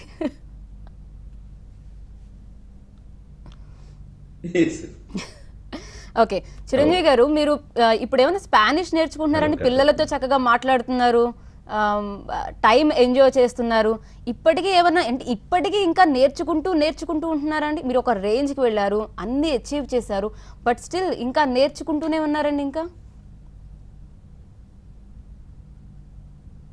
హలో ఏమండి, ఒక స్టేజ్కి వెళ్ళారు అంటే ఏదో ఒక చిన్న స్టేజ్కి వెళ్ళేది తప్ప నేర్చుకోవటానికి మనకి ఇలాంటి జన్మలు ఎన్ని ఇచ్చినా సరిపోవడం. నేను కొత్తగా చెప్పే విషయం కాదు, అందరూ చెప్పే విషయమే. బట్ నేర్చుకోవటం అనేది మాత్రం నిరంతరం విద్యార్థి ఎవరైనా సరే, నేను అంతే. అండ్ ఒక్కోసారి చిన్నపిల్లలు మా ఇంట్లో వాళ్ళు స్పానిష్ మాట్లాడుతుంటే, చిన్నపిల్లలు వాళ్ళు 1-2 ఫస్ట్ స్టేజ్లో ఉన్న స్పానిష్ మాట్లాడుతుంటే నాకు చాలా ముచ్చటేస్తుంది. అండ్ అలాగే మనం నేర్చుకోలేకపోతామో అని నేను కొన్ని నేర్చుకోవడం జరుగుతుంది. అండ్ ప్రతిదీ నేర్చుకోవడం అండి. ఈ రోజున మన చుట్టూ ఇంటర్నెట్లో ఇన్ఫర్మేషన్ అబండెంట్గా ఉంది. దాని మీద మనం ఫోకస్ చేస్తే నేర్చుకోలేదంటే ఏమీ లేదు. ఈ రోజున మన చేతిలో ఉంది, మన గుప్పిట్లో ఉంది, నేర్చుకోవాలని తప్పన ఉండాలే కానీ. అండ్ ఇలాంటి అవకాశం ఉన్న చోట కూడా ఇంకా నేర్చుకోకపోతే కనుక మనం అవకాశాన్ని దుర్వినియోగం చేసిన మూర్ఖమే అవుతాం మనం. అండ్ ఆ రకంగా ప్రతిదీ నిరంతరం నేర్చుకోవడానికి నాకు ఇష్టమైంది ముఖ్యంగా సైన్స్ అండ్ మెడికల్ రంగం. ఈ రంగంలో అలాగే ఎనాటమీ గురించి వీటి గురించి ఎప్పుడూ తెలుసుకుంటూనే ఉంటాను. అండ్ ఆ జబ్బులు కారణాలు ఏంటి, ఆ జబ్బులు ఎలాగ ఎఫెక్ట్ ఇస్తాయి ఏంటని కానీ, దానికి నివారణ ఉపాయాలు ఏంటి, ఇవన్నీ కూడా నిరంతరం తెలుసుకుంటుంటాను.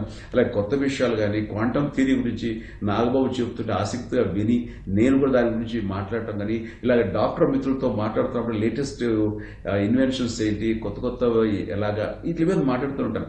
నాకు నిరంతరం తెలుసుకుంటూనే ఉంటాను. అందులో ఇప్పుడు ఏంటంటే ఇంటర్నెట్ వచ్చేసిన తర్వాత, చేతిలో ఫోన్ వచ్చిన తర్వాత తెలిసిన అవకాశాలు నాకు మరిన్ని ఏర్పడి. చిరంజీవి గారు అసలు అంత టైం ఎక్కడ ఉంటుందండి? ఓ పక్కన సీసీసీకి వర్క్ చేస్తున్నారు, ఇప్పుడు మేము అడగగానే ఇప్పుడు మాకు లైవ్లో మీరు ఇంటర్వ్యూ ఇవ్వడానికి ముందుకు వచ్చారు. ఎవరైనా మళ్ళీ సోషల్ మీడియాలో ఉంటే వాళ్ళకి సంబంధించి ఇన్ఫర్మేషన్ పాస్ చేస్తున్నారు. మీరు ఎలా మేనేజ్ చేస్తున్నారు ఇప్పుడు టైంని? ఎవడి టైం లేదు అంటాం అనేది ఒక దొంగ ఎత్తు, అది ఒక ఎక్స్క్యూజ్. అది నిజంగా అమెరికా ప్రెసిడెంట్కి 24 గంటలే, భారత ప్రధానికి 24 గంటలే, అండ్ మనకి 24 గంటలే, కూలి చేసుకునేటువంటి అతనికి 24 గంటలే. హౌ యూ విల్ మేనేజ్ అన్నదండి. ఎట్లా చేస్తావు? ప్రతి సెకండ్ కూడా కౌంట్ కదండి. మన ర్యాకెట్ ప్రయోగిస్తున్న టైంలో ప్రతి సెకండ్ కౌంటే, ప్రతి సెకండ్ విలువైనది. సో అలాంటి సెకండ్స్ ఎన్ని మనం వృధా చేసుకుంటున్నామండి, పోస్కోల్ కబుర్లు చెప్పుకుంటూ, ఫోన్లలో ఫ్రెండ్స్ తోటి చిట్ చాట్లు చేసుకుంటూ. అవన్నీ కూడా మీరు ప్రొడక్టివ్గా మీరు కన్వర్ట్ చేయండి. డెఫినెట్లీ ప్రతి 24 గంటలు మీకు చాలా ఎక్కువ, అంత సమయం ఇంకా మిగులుతూనే ఉంటుంది. మీరు గంట సేపు ఎక్సర్సైజ్ చేసుకోవచ్చు, ఒక అరగంట సేపు దైవ ప్రార్థన చేసుకోవచ్చు, ఒక అరగంట సేపు మెడిటేషన్ చేసుకోవచ్చు. దాని తర్వాత దైనందిన జీవితం కార్యక్రమాలు మొదలు పెట్టచ్చు. అలాగే మీ ఆఫీస్ డ్యూటీస్ అయిన తర్వాత మీరు మిగతా విషయాల్లో ఫోకస్ చేయొచ్చు, ఎన్నో విషయాలు నేర్చుకోవచ్చు. అట్ ద సేమ్ టైం మీ ఫ్యామిలీతో హ్యాపీగా గడిపి ఆవిడని హ్యాపీగా ఉంచవచ్చు, బిడ్డని హ్యాపీగా ఉంచవచ్చు. టైం లేదు, అలసిపోతాను బాబు హబ్బా అని అంటాం అనేది దొంగ ఎత్తు. పర్ఫెక్ట్. చిరంజీవి గారు ఇప్పుడు నేను నమ్మను, అందుకనే చక్కగా మేనేజ్ చేసుకుంటున్నాను. చిరంజీవి గారు ఇప్పుడు ఈ టైం, ఇప్పుడు ఈ కరోనా నుంచి, అంటే కరోనాకి ముందు కరోనా తర్వాత అని మనం చూస్తే అంటే చేంజ్ అవ్వాల్సిన పరిస్థితి కనిపిస్తుందా అండి? మనం జీవించే విధానంలో కావచ్చు, ఈవెన్ సినిమా రంగంలో కూడా. అంటే ఒకప్పుడు సినిమా ఒకలా ఉంది, ఇప్పుడు డిజిటలైజ్ అయింది, ఇప్పుడు వెబ్ సిరీస్ చూస్తున్నాం. ఇవన్నీ అంటే నేర్చుకుంటూ వచ్చాం, ఓకే, కాలానికి తగ్గట్టుగా మారుతూ వచ్చాం.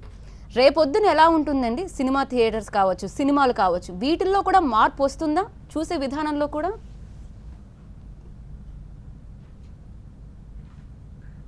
ఏంటి కరోనా ఎఫెక్ట్ తర్వాత అంటారా?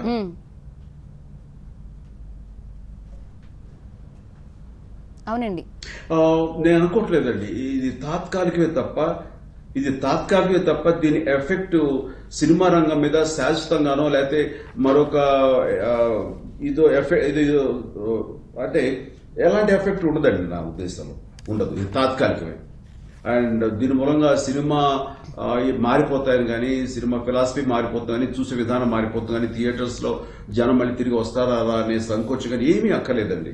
అండ్ బడ్జెట్ లో ఇంత హై బడ్జెట్ మనం పెట్టి సినిమాలు చూస్తారా అని కానీ ఏమీ అక్కర్లేదు. డెఫినెట్ గా ఇది కరోనా ఎఫెక్ట్ సినిమా రంగమే తాత్కాలికమే. అది 2 నెలల, 3 నెలల, 4 నెలల, మాక్సిమం అయితే డిసెంబర్ నుంచి అన్ని సజావుగా స్క్రీనింగ్స్ స్టార్ట్ అవుతాయని ఆశాభావంతో నేను ఉన్నాను. అండ్ జూన్, జూలై నుంచి షూటింగ్స్ స్టార్ట్ అవుతాయని ప్రగాఢంగా నమ్ముతున్నాను. అండ్ ఎన్ని మళ్ళీ తిరిగి రెజ్యూమ్ అవుతాయండి, దాంట్లో మాత్రం నాకైతే డౌట్ లేదు.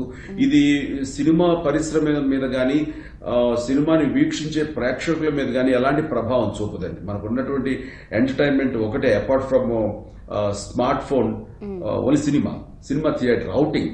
కాబట్టి తిరిగి జనం వస్తారండి, సినిమాలో మళ్ళీ మామూలుగానే ఉంటుంది,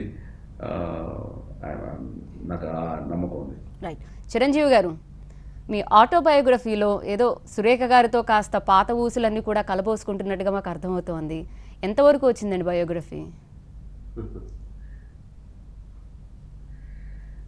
బయోగ్రఫీ అనేది స్టార్ట్ చేయాలి అనేది ఆలోచన వచ్చింది ఈ మధ్యకాలంలో. వచ్చిన దగ్గర నుంచి ఏమేమి ఆ, గత స్మృతుల్ని నెమవేసుకుంటూ అవన్నీ కూడా కొన్ని రాసుకుంటూ అలా కంపెల్ చేసుకున్నాను. అవన్నీ కలిపి ఒక టీవీ మన వీడియో రూపంలో తీసుకురావాలి అనేది నా ఆశ. మ్మ్. ఆ, వస్తుంది త్వరలో. అందుకని సురక్షిత కూర్చున్నప్పుడు దాంతో నాకు గత స్మృతులు ఏమున్నాయి ఆ షూటింగ్ సమయంలో కానీ లేకపోతే పిల్లలతో కానీ అవన్నీ కూడా చెప్పించుకుంటూ నోట్ చేసుకుంటూ ఉన్నాను అనమాట. సో ఇవన్నీ ఇలా కంపైల్ చేసుకుని వీటిని డిఫరెంట్ డిఫరెంట్ హెడ్డింగ్స్ కింద మ్యాటర్ని ప్రొక్యూర్ చేసి ఆ, ఆ తర్వాత దీన్ని పక్కాగా ఒక బుక్ రూపంలోనూ అలాగే వీడియో ఫార్మాట్లో కూడా తీసుకురావాలని ఆశ. ఏమో 2 ఏళ్ళు పట్టచ్చు, 3 ఏళ్ళు పట్టచ్చు, చెప్పలేము. ఓకే అండి. చిరంజీవి గారు, అంటే మనం అందరం కలిపి ఒక పండగ చేసుకుంటున్నాం. అట్లీస్ట్ ఈ క్రైసిస్ టైంలో చప్పట్లు కొట్టడం కావచ్చు, లేకపోతే దీపం వెలిగించడం కావచ్చు, మనం అందరం సమానమే, మనం అందరం ఒకే ప్రాబ్లం ఫేస్ చేస్తున్నాం, ప్రపంచం కూడా ఒకే ప్రాబ్లం మీద నడుస్తోంది అనే సందేశం ఇస్తున్నప్పుడు మీకు ఎలా అనిపించిందండి? అంటే ఇలాంటి సమయంలోనే వీఆర్ వన్ అనే సంఘీభావాన్ని మనం ప్రపంచ దేశాలకి తెలియజేసిన ఆవశ్యకత ఎంతైనా ఉందండి.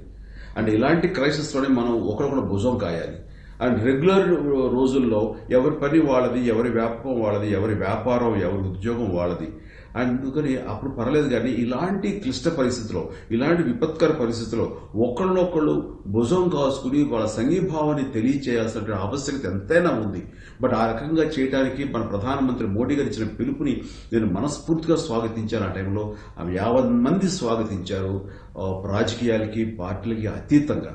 అండ్ ఆ రకంగా ప్రధానమంత్రి గారు తీసుకున్నటువంటి చొరవ మూలంగా ఈ రోజున ఇండియాలో ఇది వ్యాప్తి చెందాల్సినంత తీవ్రంగా వ్యాప్తి చెందకుండా కంట్రోల్ అయ్యింది. అలాగే మన తెలుగు రాష్ట్రాల్లో కూడా ఇరువురు చీఫ్ మినిస్టర్స్ కూడా చాలా కఠినంగా ఉన్నారు ఈ విషయం మీద. ఎక్కడ ఉదాసీనత లేదు, ఏమీ లేదు. పండగలు పబ్బాలని కానీ ఏమీ లేదు. ఆ రకంగా చాలా తీవ్రంగా ఉన్నారు. చెప్పాలంటే ఆల్ ఇండియా లెవెల్లో రేపు 3rd, 4th దీన్ని సడలించవచ్చు, లేదా ఫేజ్డ్ మేనర్లో సడలిద్దాము నాన్ కంటోన్మెంట్ ఏరియాస్లో అంటూ ఉన్నారు. కానీ బట్ మన కేసీఆర్ గారు అయితే కనుక 7th వరకు ఎట్టి పరిస్థితులను ఇదే విధంగా స్ట్రిక్ట్ గా లాక్డౌన్ కంటిన్యూ అవుతుంది అనటంలో ఆయన తీసుకున్న నిర్ణయాలను నేను నిజంగా హర్షిస్తున్నాను. అంత కఠినంగా లేకపోతే ఇంతమంది జనాభా ఉన్నటువంటి మన దేశంలో కంట్రోల్ చేయటం చాలా కష్టం. అది ఎస్ చిరంజీవి గారు, ఈ టైంలో చాలామంది ఇప్పుడు ఇళ్లల్లో ఉన్న వాళ్ళు వాళ్ళ ఫ్రెండ్స్కి గ్రూప్ కాల్స్ చేసుకుంటున్నారు, వీడియో కాన్ఫరెన్స్లు పెట్టుకుంటున్నారు, మాట్లాడుతున్నారు. మీరు ఎలా స్పెండ్ చేస్తున్నారండి టైంని? మీరు కూడా హోస్ట్ చేస్తూ ఉంటారా? గ్రూప్ కాల్కి మీరే కనెక్ట్ చేస్తూ ఉంటారా? మా కుటుంబ సభ్యుల మధ్య మా అమ్మాయిలు, మా అబ్బాయి, మా చిన్న పాప, దాని పిల్లలు, వీళ్ళ పిల్లలతోటి అలాగే రెండింటిని కలుసుకోలేని పరిస్థితి. వాడు కూడా ఇల్లు దాటి రాని పరిస్థితి. అండ్ ఎవరింట్లో వాళ్ళు క్వారంటైన్లో ఉన్నారు. సేఫ్గా లాక్డౌన్ ఆచరిస్తున్నారు, స్వీయ నిర్బంధంలో ఉన్నారు. బట్ ఇలాంటి పరిస్థితుల్లో పిల్లలు కూడానండి చాలా ఇదిగా ఉన్నారు.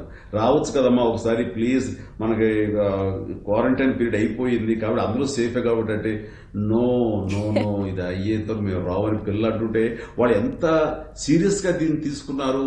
10 ఏళ్ల పిల్లలు, 8 ఏళ్ల పిల్లలు, 7 ఏళ్ల పిల్లలు అనేది చాలా చాలా నేను చాలా ఇదిగా ఫీల్ అవుతాను. అందుకని వాళ్ళ పర్లేదమ్మా అదేం కాదు అని నేను తేలిక తీయట్లేదు. నిజమేనమ్మా, no shake hands, no huggings, only పలకరింపు నమస్కారం ద్వారానే అనేది మేము వీడియో కాల్స్లో మాట్లాడుకుంటుంటే కనుక చాలా ఇదిగా ఉంది. అండ్ అండ్ ఆ స్థాయి నుంచి కూడా మనకి అవేర్నెస్ రావాలండి. అండ్ ఇది కంటిన్యూ అవ్వాలి. కరోనా అనేది తుడిచిపెట్టుకు వెళ్ళిపోయిన తర్వాత కూడా ఈ టైప్ ఆఫ్ కల్చర్, పరిశుభ్రత కానీ, సివిక్ సెన్స్ కానివ్వండి, క్యూలో నిలబడి వస్తువులు తీసుకోవడం కానివ్వండి, ఇవన్నీ కూడా మనకి కంటిన్యూ అవ్వాలని ఆ రకంగా కరోనా వదిలేసినటువంటి ఒక మంచి ఏంటంటే ఈ రకమైన సివిక్ సెన్స్ అని నేను భావిస్తాను. అది ఉండాలి. అది మరిన్ని రోగాలకు దూరం చేస్తుంది ఇలాంటి మంచి అలవాట్లు. RRR మూవీలో చరణ్కి భీమ్ ఇచ్చిన మేము గిఫ్ట్ చూసాం. ఆ వీడియో ఒక్కసారిగా బార్డర్లో దాటేసింది. మీకు చూడగానే అది ఎలా అనిపించింది? చాలా చాలా ఆనందంగా ఉందండి. ఎందుకంటే నేను కూడా అందరితో పాటు అది లుక్ ఎలా ఉంటుంది అనేది చాలా క్యూరియాసిటీగా ఎదురు చూస్తున్న సమయంలో అండ్ రాజమౌళి గారు చాలా ఇద్దరు హీరోల్ని బ్యాలెన్స్ చేస్తూ, ఎందుకంటే నాకు ఏమనిపించింది అంటే చరణ్ బర్త్డేకి గిఫ్ట్ గా ఇస్తున్నారు, రిలీజ్ చేస్తున్నారు అంటే చరణ్ది ఇంపార్టెన్స్ ఉంటుంది, బట్ తారక్ది కూడా ఉండాలి కదా. బట్ తారక్ ఎలా బ్యాలెన్స్ చేస్తారనే దాని మీద నాకు చిన్న డౌట్ ఉంది. బట్ ఈ సచ్ అన్ ఇంటెలిజెంట్ డైరెక్టర్, ఒకరిని విజువల్ గాను మరొకరిని ఆడియో ద్వారా బ్యాలెన్స్ చేస్తూ వావ్ అనిపించారు. అండ్ తారక్ కూడా తన వాయిస్ తోటి అన్ని భాషల్లోనూ మాట్లాడుతూ తను తను ఆ రకంగా బ్యాలెన్స్ చేయటం అనేది, తన టాలెంట్ కనపడకుండా చూపించడం అనేది heads off to Tarak. And అదేవిధంగా చరణ్ చూస్తుంటే స్క్రీన్ మీద వావ్ అనిపించింది. అండ్ నిజంగానే ఎస్పెషల్లీ ఆ సీతారామరాజు గెటప్లో, రామరాజు గెటప్లో, సీతారామరాజు గెటప్లో కనబడుతున్నప్పుడు మాత్రం నాకు గూస్ బంప్స్ వచ్చింది. చాలా బాగుంది. అండ్ తన బాడీ స్కల్ప్ట్ కానీ, బాడీ కోసంగా తను తీసుకున్న శ్రద్ధ, తను పడుతున్న కష్టం, ఇవన్నీ కూడా చూస్తుంటున్నాను కాబట్టి నాకు తెలుసు రెగ్యులర్ తిండి, తనకి ఇష్టమైన అన్నం అది మానేసి ఆ రకమైన ప్రోటీన్ ఫుడ్ని తింటూ ఎంత కష్టపడ్డాడు అని చెప్పేసి నాకు తెలుసు. ఎలా 2 పూట్ల ఎక్సర్సైజ్ చేస్తూ ఎలా టైం వెచ్చించో నాకు తెలుసు. ఆ రిజల్ట్ కనపడుతుంది కాబట్టి మిగతా వాళ్ళకంటే కూడాను నేను ఎక్కువ ఆనందపడ్డాను ఆ రిజల్ట్ చూసి. ఎన్నిసార్లు చూసినా నిజంగా గూస్ బంప్స్ వస్తాయండి. ఆ చేసిన తీరు కానీ ఎంత ఎలా అనిపిస్తుంది, అతనిలో ఉన్న ట్రాన్స్ఫర్మేషన్ చూడండి ఒకసారి. చరణ్ ఫస్ట్ లో చూసినప్పటికీ ఇప్పటికీ ఎంత పుత్రోత్సాహంతో ఉంటారు. ఎస్పెషల్లీ మీరు ఆ అల్లూరి సీతారామరాజు కట్అవుట్ లోపల చరణ్ కనబడుతుంటే అది నాకు రియలీ వెరీ వెరీ ఎగ్జైటింగ్ అనిపించింది. అండ్ దీన్ని బట్టి చూస్తుంటే కూడా సినిమా మనం ఎంత ఊహించినా సరే మన అంచనాలని అది మీట్ అవుతుందనే నమ్మకం నాకు ఉంది. అండ్ బాహుబలికి ఏమాత్రం తగ్గదన్న నమ్మకం నాకు ఉంది ఈ సినిమా. కానీ తారక్ చరణ్ ఎలా ఉంటారండి, ఎంత బాగా అనిపిస్తుందో వాళ్ళిద్దరిని అలా చూస్తూ ఉంటే. ఈవెన్ వాళ్ళు కూడా ఇద్దరు ముందుకు వచ్చి కరోనా టైంలో వాళ్ళు జనాల్లో అవగాహన కల్పించడం కోసం వాళ్ళు మాట్లాడిన తీరు, వాళ్ళిద్దరి జోడి కూడా బాగా అనిపిస్తుందండి. మీరు వాళ్ళిద్దరిని పక్కపక్కన అలా చూస్తున్న, స్క్రీన్ మీద చూస్తున్న ఎలా ఉంటుందండి మీకు?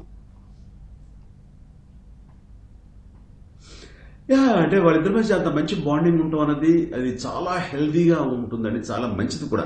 నేను ఎప్పుడు అలాంటి వాటి కోసమే ప్రయత్నం చేసేవాడిని. అండ్ రామారావు గారు, నాగేశ్వరరావు గారు, సోహన్ బాబు గారు, కృష్ణ గారు, కృష్ణంరాజు గారు, మురళీమోహన్ గారు, చంద్రమోహన్ గారు, ఇలాంటి హీరోస్ అందరూ ఉన్న సమయంలో ఈవినింగ్స్ కలుసుకోవడం కానీ, పార్టీలు చేస్తాం కానీ, ఒక మంచి ఇది చాలా తక్కువ. అంటే ఎవరి ఇళ్లలో వాళ్ళు ఉండేవాళ్ళు. కానీ నాకేంటంటే ఈ ఫ్యాన్స్ మధ్య ఉండే విభేదాలు మనం తగ్గించాలంటే హీరోస్ మేమంతా ఫ్రెండ్లీగా ఉంటాము, మా మధ్య లేనటువంటి విభేదాలు మీకెందుకు అనే మెసేజ్ మనం ఇవ్వాలి అని నేను అప్పట్లోనే మెడ్రాస్లో ఉన్నప్పుడు నాకు ఒక హౌస్ ఉండేది గిండి దగ్గర. అక్కడ ఆ పార్టీ ఏర్పాటు చేసేవాడిని, అందరూ కలుసుకునేవాళ్ళం, ఎంతో ఉత్సాహంగా ఉండేది. తర్వాత నాగార్జున గారు, వెంకటేష్ గారు, మేమంతా కలుసుకునేవాళ్ళం, శ్రీదేవి గారు, సుహాసిని, ఇలాంటి వాళ్ళందరూ వచ్చేవాళ్ళు, రాధిక వాళ్ళంతా పార్టిసిపేట్ చేసేవాళ్ళు. 100 days ఫంక్షన్స్లో కానివ్వండి, మా బర్త్డేస్ కానివ్వండి, ఇవన్నీ కూడా కలుసుకుంటూ సోషల్ మీటింగ్స్ చాలా ఎక్కువ ఉండేవి మాకు. అండ్ దాని మూలంగా ఒక మంచి మెసేజ్, అందులో ఎప్పుడు తోటి హీరోలు మనం ఎప్పుడు అన్నతమ్ముల్లా కలిసి ఉంటే కనుక it sends a wonderful message.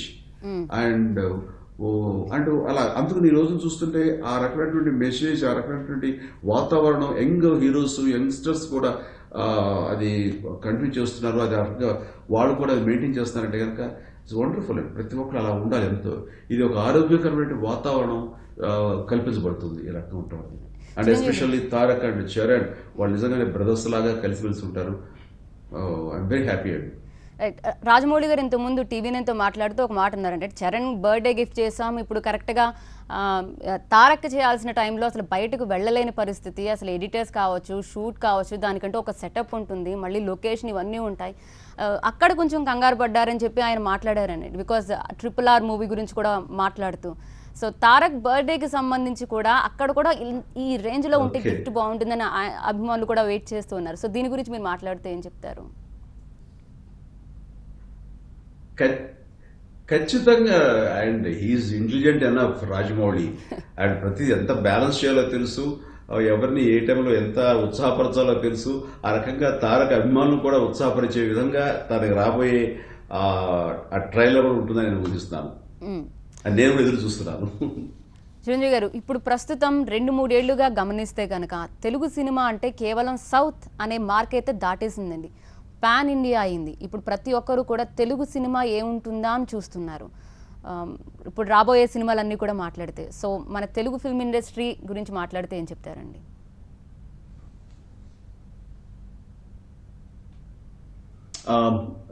దేవి గారు మీది మ్యూట్లేట్ అవుతుంది, ఇంకొకసారి మళ్ళీ రిపీట్ చేయండి క్వశ్చన్. మధ్యలో బ్రేక్ అవుతుంది. ఓకే, ఇప్పుడు ఓకేనా అండి వాయిస్?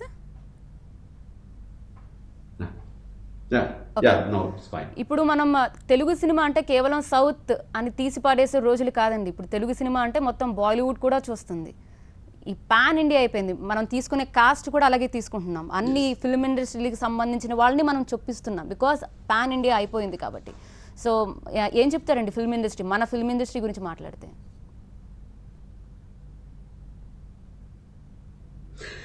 ఇది చాలా చాలా హెల్దీ వాతావరణం. ఇలాంటి పరిస్థితులు రావాలి, మనకి ఆ టైప్ ఆఫ్ గుర్తింపు రావాలి దేశవ్యాప్తంగా అని తపన పడి కోరుకున్న వ్యక్తి నేనండి. ఎందుకంటే నేను ఫిల్మ్ ఫెస్టివల్కి రుద్రవీణకి అవార్డు వచ్చినప్పుడు, national integrity award, Nargis Dutt award వచ్చినప్పుడు, నేను కలిపి ఢిల్లీ వెళ్ళినప్పుడు అవార్డు అన్నయ్య నువ్వు తీసుకొని నాకు ఇచ్చిన అవకాశం. సార్ నేను వెళ్ళినప్పుడు అక్కడ మన తెలుగు వాళ్ళకి కానివ్వండి, మన సినిమాలకు కానివ్వండి, ఆ గుర్తింపు అంతంత మాత్రమే. ఇంకోసారి నేను ఫిల్మ్ ఫెస్టివల్కి వెళ్ళినప్పుడు, గోవా ఐ థింక్ వెళ్ళినప్పుడు, అక్కడ కూడా మన తెలుగు ఒక ప్రాతినిధ్యం కానీ, మన పెద్ద లెజెండరీ యాక్టర్స్ రామారావు గారు, నాగేశ్వరరావు గారి బొమ్మలు కానివ్వండి అక్కడ ఏమీ లేవు. ఓన్లీ ఎంజీఆర్ గారిది, శివాజీ గారిది ఉంది, రాజ్ కుమార్ గారిది ఉంది, మిగతా వాళ్ళు ఎవరు లేవు. నేను చాలా వ్యధ చెందాను అప్పుడు వచ్చి. ఇదేనా మన పరిస్థితి, మన గుర్తింపు లేదు. తెలుగు సినిమా అంటే వీఆర్ యాక్టర్స్ ఫ్రమ్ తెలుగు అంటే మెడ్రాసీ అనే పరిస్థితి అండి, లేట్ 80s కానీ ఎర్లీ 90s కానీ. బట్ అలాంటిది ఈ రోజున దేశవ్యాప్తంగా తెలుగు సినిమా అంటే వావ్ అనే లెవెల్లో రావడానికి కారణం. అండ్ డెఫినెట్ గా చెప్పాలంటే ఈ బాహుబలికే మనం ఆ క్రెడిట్ ఇవ్వాలి. అంతకుముందు మేమంతా కలిసి ఇండివిజువల్ గుర్తింపు తెచ్చుకున్నా. హిందీ సినిమాలు చేయడం మూలంగా నేను, నాగార్జున హిందీ సినిమాలు చేయడం మూలంగా మాకు గుర్తింపు వచ్చినా, మేమందరం తెలుగు అనే ఒక లాంగ్వేజ్ నుంచి వచ్చాము, రీజనల్ లాంగ్వేజ్ నుంచి అని వాళ్ళకి ఎన్ని తెలిసినా తెలుగు సత్తా ఏమిటి, తెలుగు లాంగ్వేజ్ సత్తా ఏమిటి, తెలుగు సినిమా పవర్ ఎంత అనేది తెలియచెప్పింది Baahubali. And great goes to Rajamouli. దాని తర్వాత ప్రతి ఒక్కళ్ళు మన వైపు చూస్తున్నారు. మన టెక్నిక్ కానీ, మన టెక్నీషియన్స్ కానీ, మన సినిమా వాల్యూస్ కానీ, మన నిర్మాణం యొక్క హంగులు కానీ, ఇవన్నీ కూడా వాళ్ళు పొగుడుతున్నారు. వాళ్ళందరూ వావ్ అంటున్నారంటే కనుక ఎస్, మన తెలుగు కారకం గుర్తింపు రావడానికి ఈ మధ్య జరిగిన పరిణామాలే కారణం, సినిమాలే కారణం. అండ్ ఆ ధైర్యంతో మళ్ళీ మన ప్రభాస్ సాహో వచ్చి తన సత్తా చాటుకున్నా, అలాగే మేము కూడా ధైర్యం చేసి సైరా తీసి ఆ రకం పాన్ ఇండియా సినిమా అనిపించుకుంటున్నాం. రాబోయే కాలంలో కూడా ఇంకా ఎన్నో సినిమాలు వస్తాయి, రావాలి. అండ్ ఆ రకంగా మంచి గుర్తింపు, మంచి పరిణామం, ఇది శుభ పరిణామం. నేను దీని గురించి వ్యధ చెందాను. నేను అలాంటి నాకు అందరికంటే ఎక్కువ సంతృప్తి ఉంది మన తెలుగు గురించి గర్వంగా. చిరంజీవి గారు, అందుకే మీరు యంగ్ డైరెక్టర్కి మీరు ఛాన్స్ ఇస్తున్నారా అండి? బికాజ్ యూనో మీకోసం ఎంతో మంది దిగ్గజం డైరెక్టర్లు అందరూ వెయిట్ చేస్తుంటే మీరు యంగ్ డైరెక్టర్ని మీరు సెలెక్ట్ చేసుకోవడం వెనక ఇదే రీజన్ అనుకోవాలా? స్టైలిష్, బికాజ్ ఇప్పుడున్న వారికి దగ్గర అవుతారనా?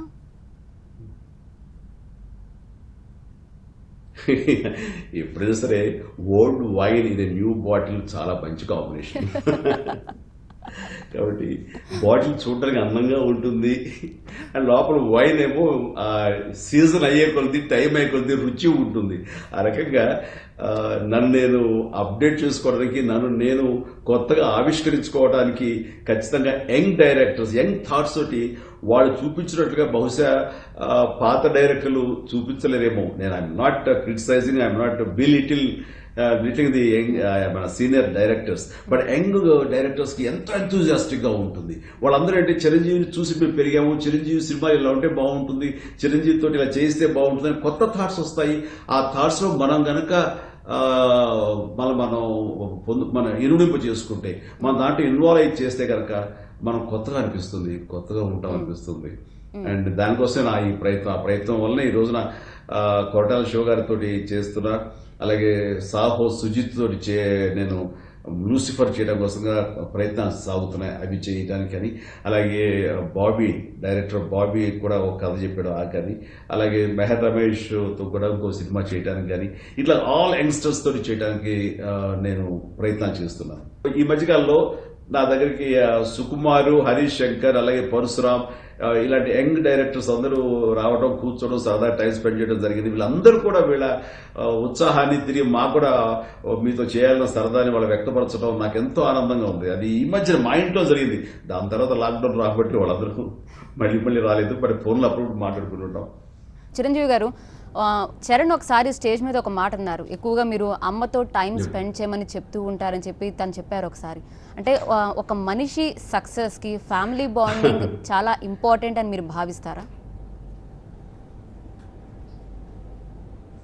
చాలానండి. అంటే మనం ప్రొఫెషనల్గా ఎదగాలి, మనం సత్తా చూపించుకోవాలి, లేదా మనం అనుకుని సాధించుకోవాలనే ప్రయత్నంలో ఒక్కోసారి ఫ్యామిలీని మనం నెగ్లెక్ట్ చేసి ఆ తర్వాత రియలైజ్ అవుతాము, అబ్బా నేను వయసులో ఉండగా ఎంతసేపటికి కెరీర్ మీద దృష్టి పెట్టి ఫ్యామిలీ అంతా నెగ్లెక్ట్ చేశాను. అండ్ ఒక్కోసారి ఇప్పుడు టైం స్పెండ్ చేద్దామంటే ఆ మనుషులు ఉండకపోవచ్చు, లేదా అలాంటి అవకాశాలు లేకపోవచ్చు, ఎంతో మిస్ అయిపోతామండి. అంటే ఒకసారి ఒక టైమ్స్ మ్యాగజైన్ ఎక్కడో చదివాను నేను, లాంగ్ ఎక్కడో గుర్తు రావట్లేదు, కానీ అందులో వాడు కంటెంట్ ఏంటంటే, వాడు 100 మందిని ఇంటర్వ్యూ చేశాడు. ఎవరినంటే డెత్ బెడ్ మీద ఉండి ఇంక రేపో మాపో చనిపోతా ఉన్న వాళ్ళు లైఫ్లో చాలా అచీవ్ చేసిన వాళ్ళు, పెద్ద కార్పొరేట్ దిగ్గజాలు, అలాంటి బిగ్ విగ్స్ని తను ఇంటర్వ్యూ చేసినప్పుడు వాళ్ళందరూ ఇంటర్వ్యూలో అన్న ఒకటే ఒక మాట, మీకు తిరిగి లైఫ్ అయి వచ్చి మళ్ళీ మీ జీవితం ప్రారంభించాలి అంటే మీరు ఏంటి కోరుకుంటారు, ఎలా ఉండాలని కోరుకుంటారు, ఇంతకంటే పెద్ద స్థాయికి వెళ్ళాలి, ఇంతకంటే మిలియన్స్ కాదు బిలియన్స్ సంపాదించాలని, బిలియన్స్ సంపాదించిన వాడిని నువ్వు ఇంకా ట్రిలియన్స్ సంపాదించాలనుకుంటున్నావా, ఇంకా అచీవ్ చేయాలనుకుంటున్నావా అని అడిగితే ఏమీ లేదు, నా ఫ్యామిలీని మిస్ అవుతాను, నా ఫ్యామిలీతోటి మరో జన్మ ఉంటే వాళ్ళతోటే టైం స్పెండ్ చేయాలనుకుంటున్నాను, ఐ మిస్ అనే మాట, ఐ మిస్ దెమ్ అన్న మాట, అది అన్నప్పుడు నాకు ఆ వాల్యూ తెలిసి వచ్చింది. అండ్ మనకి చెప్పుకోరు కానీ వాళ్ళతో టైం స్పెండ్ చేయడం మూలంగా ఎంత ఆనందం అంత ఇంత కాదు, ఇంతకు మించి ఏమి కోరుకోరండి. మన తల్లిదండ్రులు, మన బిడ్డలు మనకి ఇంకా అన్నం పెట్టాలనో మనకి ఏదో సంపాదించి ఇవ్వాలని కోరుకోరండి, వాళ్ళతో టైం స్పెండ్ చేసేది చాలండి. అది గుర్తించగా మేము బాగానే చూసుకుంటున్నాం కదా, వాళ్ళకి అన్ని సదుపాయాలు ఇచ్చాం కదా, వాళ్ళు తిండి తింటున్నారు కదా, ఇంకేంటి కాదు, ఆప్యాయంగా వాళ్ళని దగ్గర కూర్చొని అమ్మా ఏం కావాలి నానా, ఏం తీసుకుంటావు చెప్పు నాన్న అంటే చాలండి, వాడు పొందే తృప్తి అంతా ఇంత కాదు. సో ఆల్ యంగ్స్టర్స్ ఇది చెప్తాను, మీకు టైం లేదు అనేది అబద్ధం, అది కాదు, టైం ఉంది, బట్ తల్లిదండ్రులతో టైం స్పెండ్ చేయాలనే ఆలోచన మీకు ఉండాలి. మీరు వాళ్ళతో టైం స్పెండ్ చేయండి, ఇట్లా నేను అన్న తర్వాత ఉన్న ఆలోచన పెట్టి టైం కాసేపు స్పెండ్ చేయండి, వాళ్ళు ఎంత ఆనందం పొందుతారో అంతా ఇంత కాదు, ఆ ఆనందం వాళ్ళకి ఇవ్వండి, తద్వారా మీరు ఆనందపడండి. సో ఫ్యామిలీ బాండింగ్ లో స్పెండింగ్ టుగెదర్ ఇది అదృష్టం అండి, అలాగా స్పెండ్ చేయటం. అలాగే బిడ్డలతోటి కూడా అదే అంటాను, చరణ్ తోటి అదే తను చెప్పినట్టున్నాడు బయట ఎక్కడో. అంటే ఇప్పుడు అదే అనిపిస్తుందండి, మీరు ఇంతకుముందు చెప్పిన స్టోరీ యాక్చువల్గా ఇప్పుడు సరిపోతుంది. అంటే మనం అందరూ ఇప్పుడు ఆ స్టేజ్లోనే ఉన్నాం, ఇప్పుడు మనకి తెలిసి వస్తుందేమో అనిపిస్తుంది ఫ్యామిలీ బాండింగ్ అనేది. నిజంగా ఈ కరోనా మనకి అవకాశం ఇచ్చిందండి. చిరంజీవి గారు, మీరు అంటే మీ దోస్తులు మాకు చాలా ఇష్టం అండి, అంటే చాలా ఫేమస్, బట్ ఇప్పుడు సురేఖ గారితో మీరు స్పెండ్ చేస్తున్నప్పుడు ఈ టైంలో ఏ వంటకం మీరు బాగా ఇష్టపడతారండి? ఏది, బికాజ్ ఇప్పుడు అందరూ వాళ్ళకి ఇష్టం వచ్చినవి ఇంకా మంచిగా చేసుకొని లేకపోతే చేయించుకొని టైం స్పెండ్ చేస్తున్నారు. మీరు ఇష్టమైన వంటకాల లిస్టులో ఏది పెడతారండి ఫస్ట్ ప్లేస్కి? నాకు ఫిష్ కర్రీ చాలా ఇష్టం, ఫిష్ అనేది తింటాను. అండ్ అది కూడా వైట్ మీట్ కాబట్టి చాలా హెల్దీ కాబట్టి మంచిది. ఆ తర్వాత రెడ్ మీట్ కొంతవరకు, ఆ తర్వాత వెజిటేరియన్ ఈక్వల్ లైక్ చేస్తాను నేను. ఏమన్నా మీ ఇంట్లో వాళ్ళు ఇప్పుడు ఎప్పుడు బిజీగా ఉంటారు, ఈ టైం బాగా దొరికింది అట్లీస్ట్ స్పెండ్ చేస్తున్నారని మీ ఇంట్లో వాళ్ళు ఎప్పుడైనా షేర్ చేసుకున్నారా అండి? ఎప్పుడైనా ఇప్పుడు ఈ టైం అట్లీస్ట్ దొరికింది టైం స్పెండ్ చేయడానికి మీ ఇంట్లో వాళ్ళు ఎవరైనా మీతో చెప్పారా అండి?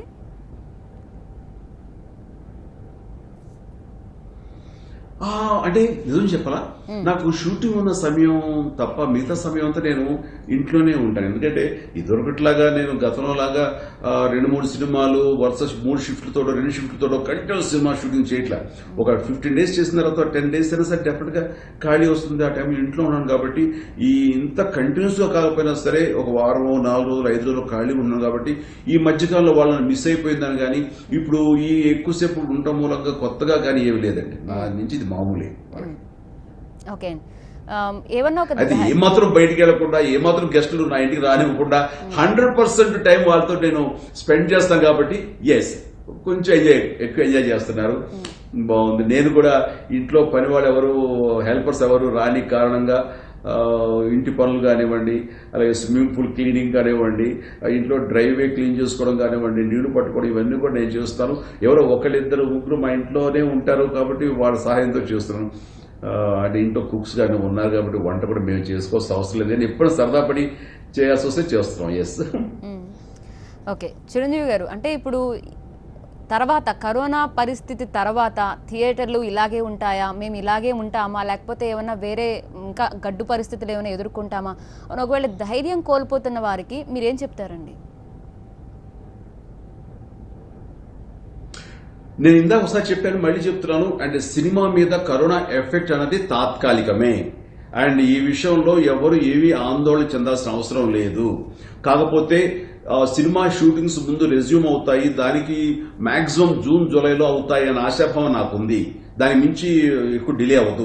ఇక థియేటర్స్ అని వచ్చేసరికి ఎక్కువ క్రౌడ్స్, ఎక్కువ జనసందోహం ఉంటుంది కాబట్టి అండ్ కరోనా ఎంత ఎరాడికేట్ అయినా సరే పూర్తి స్థాయిలో దాన్ని లేకుండా చేయాలంటే మరికొన్ని నెలల పాటు మనం పొడిగించాలి. కాబట్టి జనసందోహం అనేది తగ్గించాలి.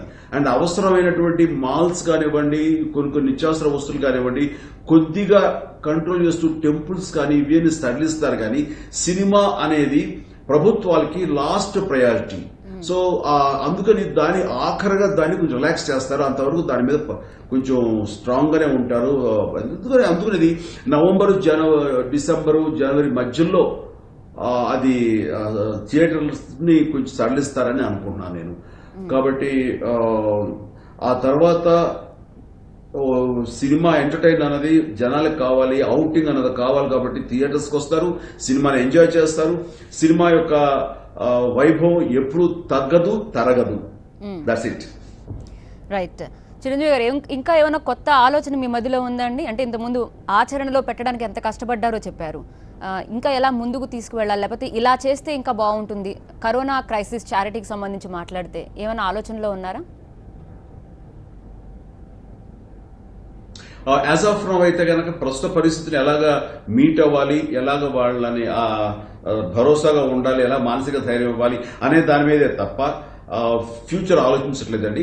బట్ ఇలాంటి పరిస్థితులు రావు, పునరావృతం కావు. ఒకవేళ వచ్చినా కానీ మనం కార్పస్ ఫండ్తో రెడీగా ఉండాలి. కాబట్టి అలాంటిది అందరం కలిపి ఒక నిర్ణయం చేసుకుని మేము దాని నుంచి ఆలోచించి మళ్ళీ will come back. As of now అయితే కనుక ప్రస్తుతం ఈ నెల, ఏప్రిల్ నెల, పై నెల ఎలా మనం మీట్ అవ్వాలి అనే దాని మీదే మా ఆలోచనలు. ఇప్పుడు ఇంకోటి ఏంటంటే ఆంధ్రప్రదేశ్లో కూడా సినిమా సంబంధించినటువంటి కార్మికులు ఉన్నారు. వాళ్ళు తిరుపతిలోను, వైజాగ్లోను, రాజమండ్రిలో ఉన్నారు. అండ్ కొద్దిగా విజయవాడలో ఉన్నారేమో తెలియదు. వీళ్ళ మీద మేము వాళ్ళకి మనం సహాయం అందివ్వాలని చెప్పేసి అనిపించి నేను మొన్న కమిటీ సభ్యులకి చెప్పాను. వాళ్ళు ఆ పని మీద ఉన్నారు. అక్కడి నుంచి మిగతా వాళ్ళు ఎంతమంది ఉన్నారు అనేది వాళ్ళు సేకరిస్తున్నారు ఇన్ఫర్మేషన్. వచ్చిన తర్వాత వాళ్ళకు కూడా కొన్ని బిగ్ బజార్ లాంటివి కానీ కొన్ని కూపన్స్ అమితాబ్ బచ్చన్ గారు మనకి ఇచ్చినట్టు కానీ కొంత నగదు వాల్యూ తోటి కొంత కూపన్లు వాళ్ళకి ఇవ్వగలిగితే దాని ద్వారా వాళ్ళు నిత్యావసర వస్తువులు కొనుక్కునే వెసులుబాటు ఉంటుంది. ఎందుకంటే ఇక్కడలాగా మనుషులు వెళ్లి ఇంటింటికి ఇవ్వడం అనేది అక్కడ కష్టం అవుతుంది. కాబట్టి ఆ లాజిస్టిక్స్ డిస్ట్రిబ్యూషన్ దృష్ట్యా మనం వాళ్ళ కూపన్స్ అనేది ఈజీగా అందజేయగలం. ఇది డిజిటల్ గా మనం వాళ్ళ ఫోన్స్ కి ఇవ్వగలుగుతాం. అండ్ అది చూపించి వాళ్ళు బిగ్ బజార్ లాంటి దాంట్లోనో వేరే చోట వాళ్ళ వస్తువులు తీసుకోవచ్చు. అది ఆలోచిస్తున్నాం. అది కొద్ది రోజుల్లో అది ఎగ్జిక్యూట్ చేసే అవకాశాలు ఉన్నాయి. బాగుందండి. యా, ఇప్పుడు May 7th అంటే మనం ఫస్ట్ ఒక డేట్ ఇచ్చాం, తర్వాత మళ్ళీ May 3 అన్నారు, ఇప్పుడు మళ్ళీ May 7 అంటున్నారు. తర్వాత కూడా ఎలా ఉంటుంది అనేది మనకి May 5న తెలుస్తుంది. అంటే సిచ్యువేషన్ ఎలా ఉంటుంది, అప్పుడు వచ్చే కేసులు బట్టి డిపెండ్ అవ్వాల్సిన పరిస్థితి. కాబట్టి ఈ లాక్డౌన్ నుంచి మనం ఏం నేర్చుకుంటున్నాం, జనాలకు మీరు ఇచ్చే సూచనలు ఒక్కసారి సందేశం మళ్ళీ మనం నేర్చుకుంది ఏంటండి? అంటే ప్రతి వాళ్ళు ఇనీషియల్ గా దీని ఇంపాక్ట్ ని, తీవ్రతని ఆలోచించక వాళ్ళు చాలా తేలిగ్గా తీసుకున్నారు. ఇది కేవలం మనకు వచ్చేది కాదులే, మన దాకా రాదులే, మనకు వస్తే ఏమొస్తుంది అనే రకంగా అనుకున్నారు. కానీ ఇది ముఖ్యంగా మనలాంటి జనసాంద్రత ఉన్న చోట ఇది ఒక చాలా వ్యాప్తి చెందేటువంటి అవకాశాలు ఉన్నాయి. కాబట్టి ఎక్కువ జాగ్రత్త తీసుకోవటం, షేక్ హ్యాండ్ ఇవ్వకపోవటం, నమస్కారాలు మాత్రమే పెట్టడం, ఇలాంటివి అంటూ ముందు బిగినింగ్ డేస్ చెప్పారు. కానీ ఇప్పుడు ఒక పిజ్జాల ద్వారా అంటే స్విగ్గీ అండ్ ఇవి ఉన్నాయి కదా మన pizza delivery, food delivery, and వాళ్ళ ద్వారా కూడా సంక్రమిస్తుంది. జొమాటో వీళ్ళ ద్వారా కూడా సంక్రమిస్తుంది అనేసరికి చాలా ఎంత ప్రమాదం, ఎంత జాగ్రత్త తీసుకోవాల్సింది అనేది ప్రతి ఒక్కరికి తెలియాలి. అందుకని పోలీసులు ఈ వీళ్ళ పట్ల చాలా కఠినంగా వ్యవహరిస్తున్నారు. అలాంటి అత్యవసరం అలా వ్యవహరించాలి, లేకపోతే ప్రజలకి తెలిసి వచ్చేలా కనపట్లేదు. అండ్ పిల్లల స్కూల్స్ కూడా ఇప్పుడు పంపే అవకాశాలు లేవు. కాబట్టి ప్రతి ఒక్కరు ఏంటంటే దీన్ని మనం నియంత్రించుకోవాలి, మనం పరిశుభ్రంగా ఉంచుకోవాలి, మన పరిసరాలు పరిశుభ్రంగా ఉంచుకోవాలి. ఇంటికే మనం ఇది ఉండాలి, కన్ఫర్న్ అయి ఉండాలి. కాబట్టి ఇలా చేయగలిగితే కొన్ని రోజులకి ఇది కనుమరుగయ్యే అవకాశాలు ఉంటుంది. దీన్ని తుదుముట్టించేందుకు అన్ని రకాలుగా పరిస్థితులు ఏర్పడతాయని అనుకుంటున్నాను. కాబట్టి ప్రతి వాళ్ళు విరమించుకుంటాను, దయచేసి బయటికి రావద్దు, దయచేసి బయట వాళ్ళని మీ ఇంటికి పిలవద్దు, మీరు ఇంకొన్ని ఇంటికి వెళ్ళొద్దు. ఇది ఒక్కటే చేయండి. అలాగే పరిశుభ్రంగా ఉండండి. చేతుల్ని 20 నిమిషాలు 20 సెకండ్స్ పాటు ఇది శుభ్రంగా తోముకోండి. శానిటైజర్లు వాడండి. అనవసరంగా ఫిజికల్ గా అవన్నీ ముట్టుకోవడానికి ట్రై చేయకండి. ఈ రకంగా ఉండగలిగితే గనక ఖచ్చితంగా దీన్ని మనం దూరం చేసిన వాళ్ళం అవుతాం. ఇది లేకుండా ఎరాడికేట్ చేసిన వాళ్ళం అవుతాం.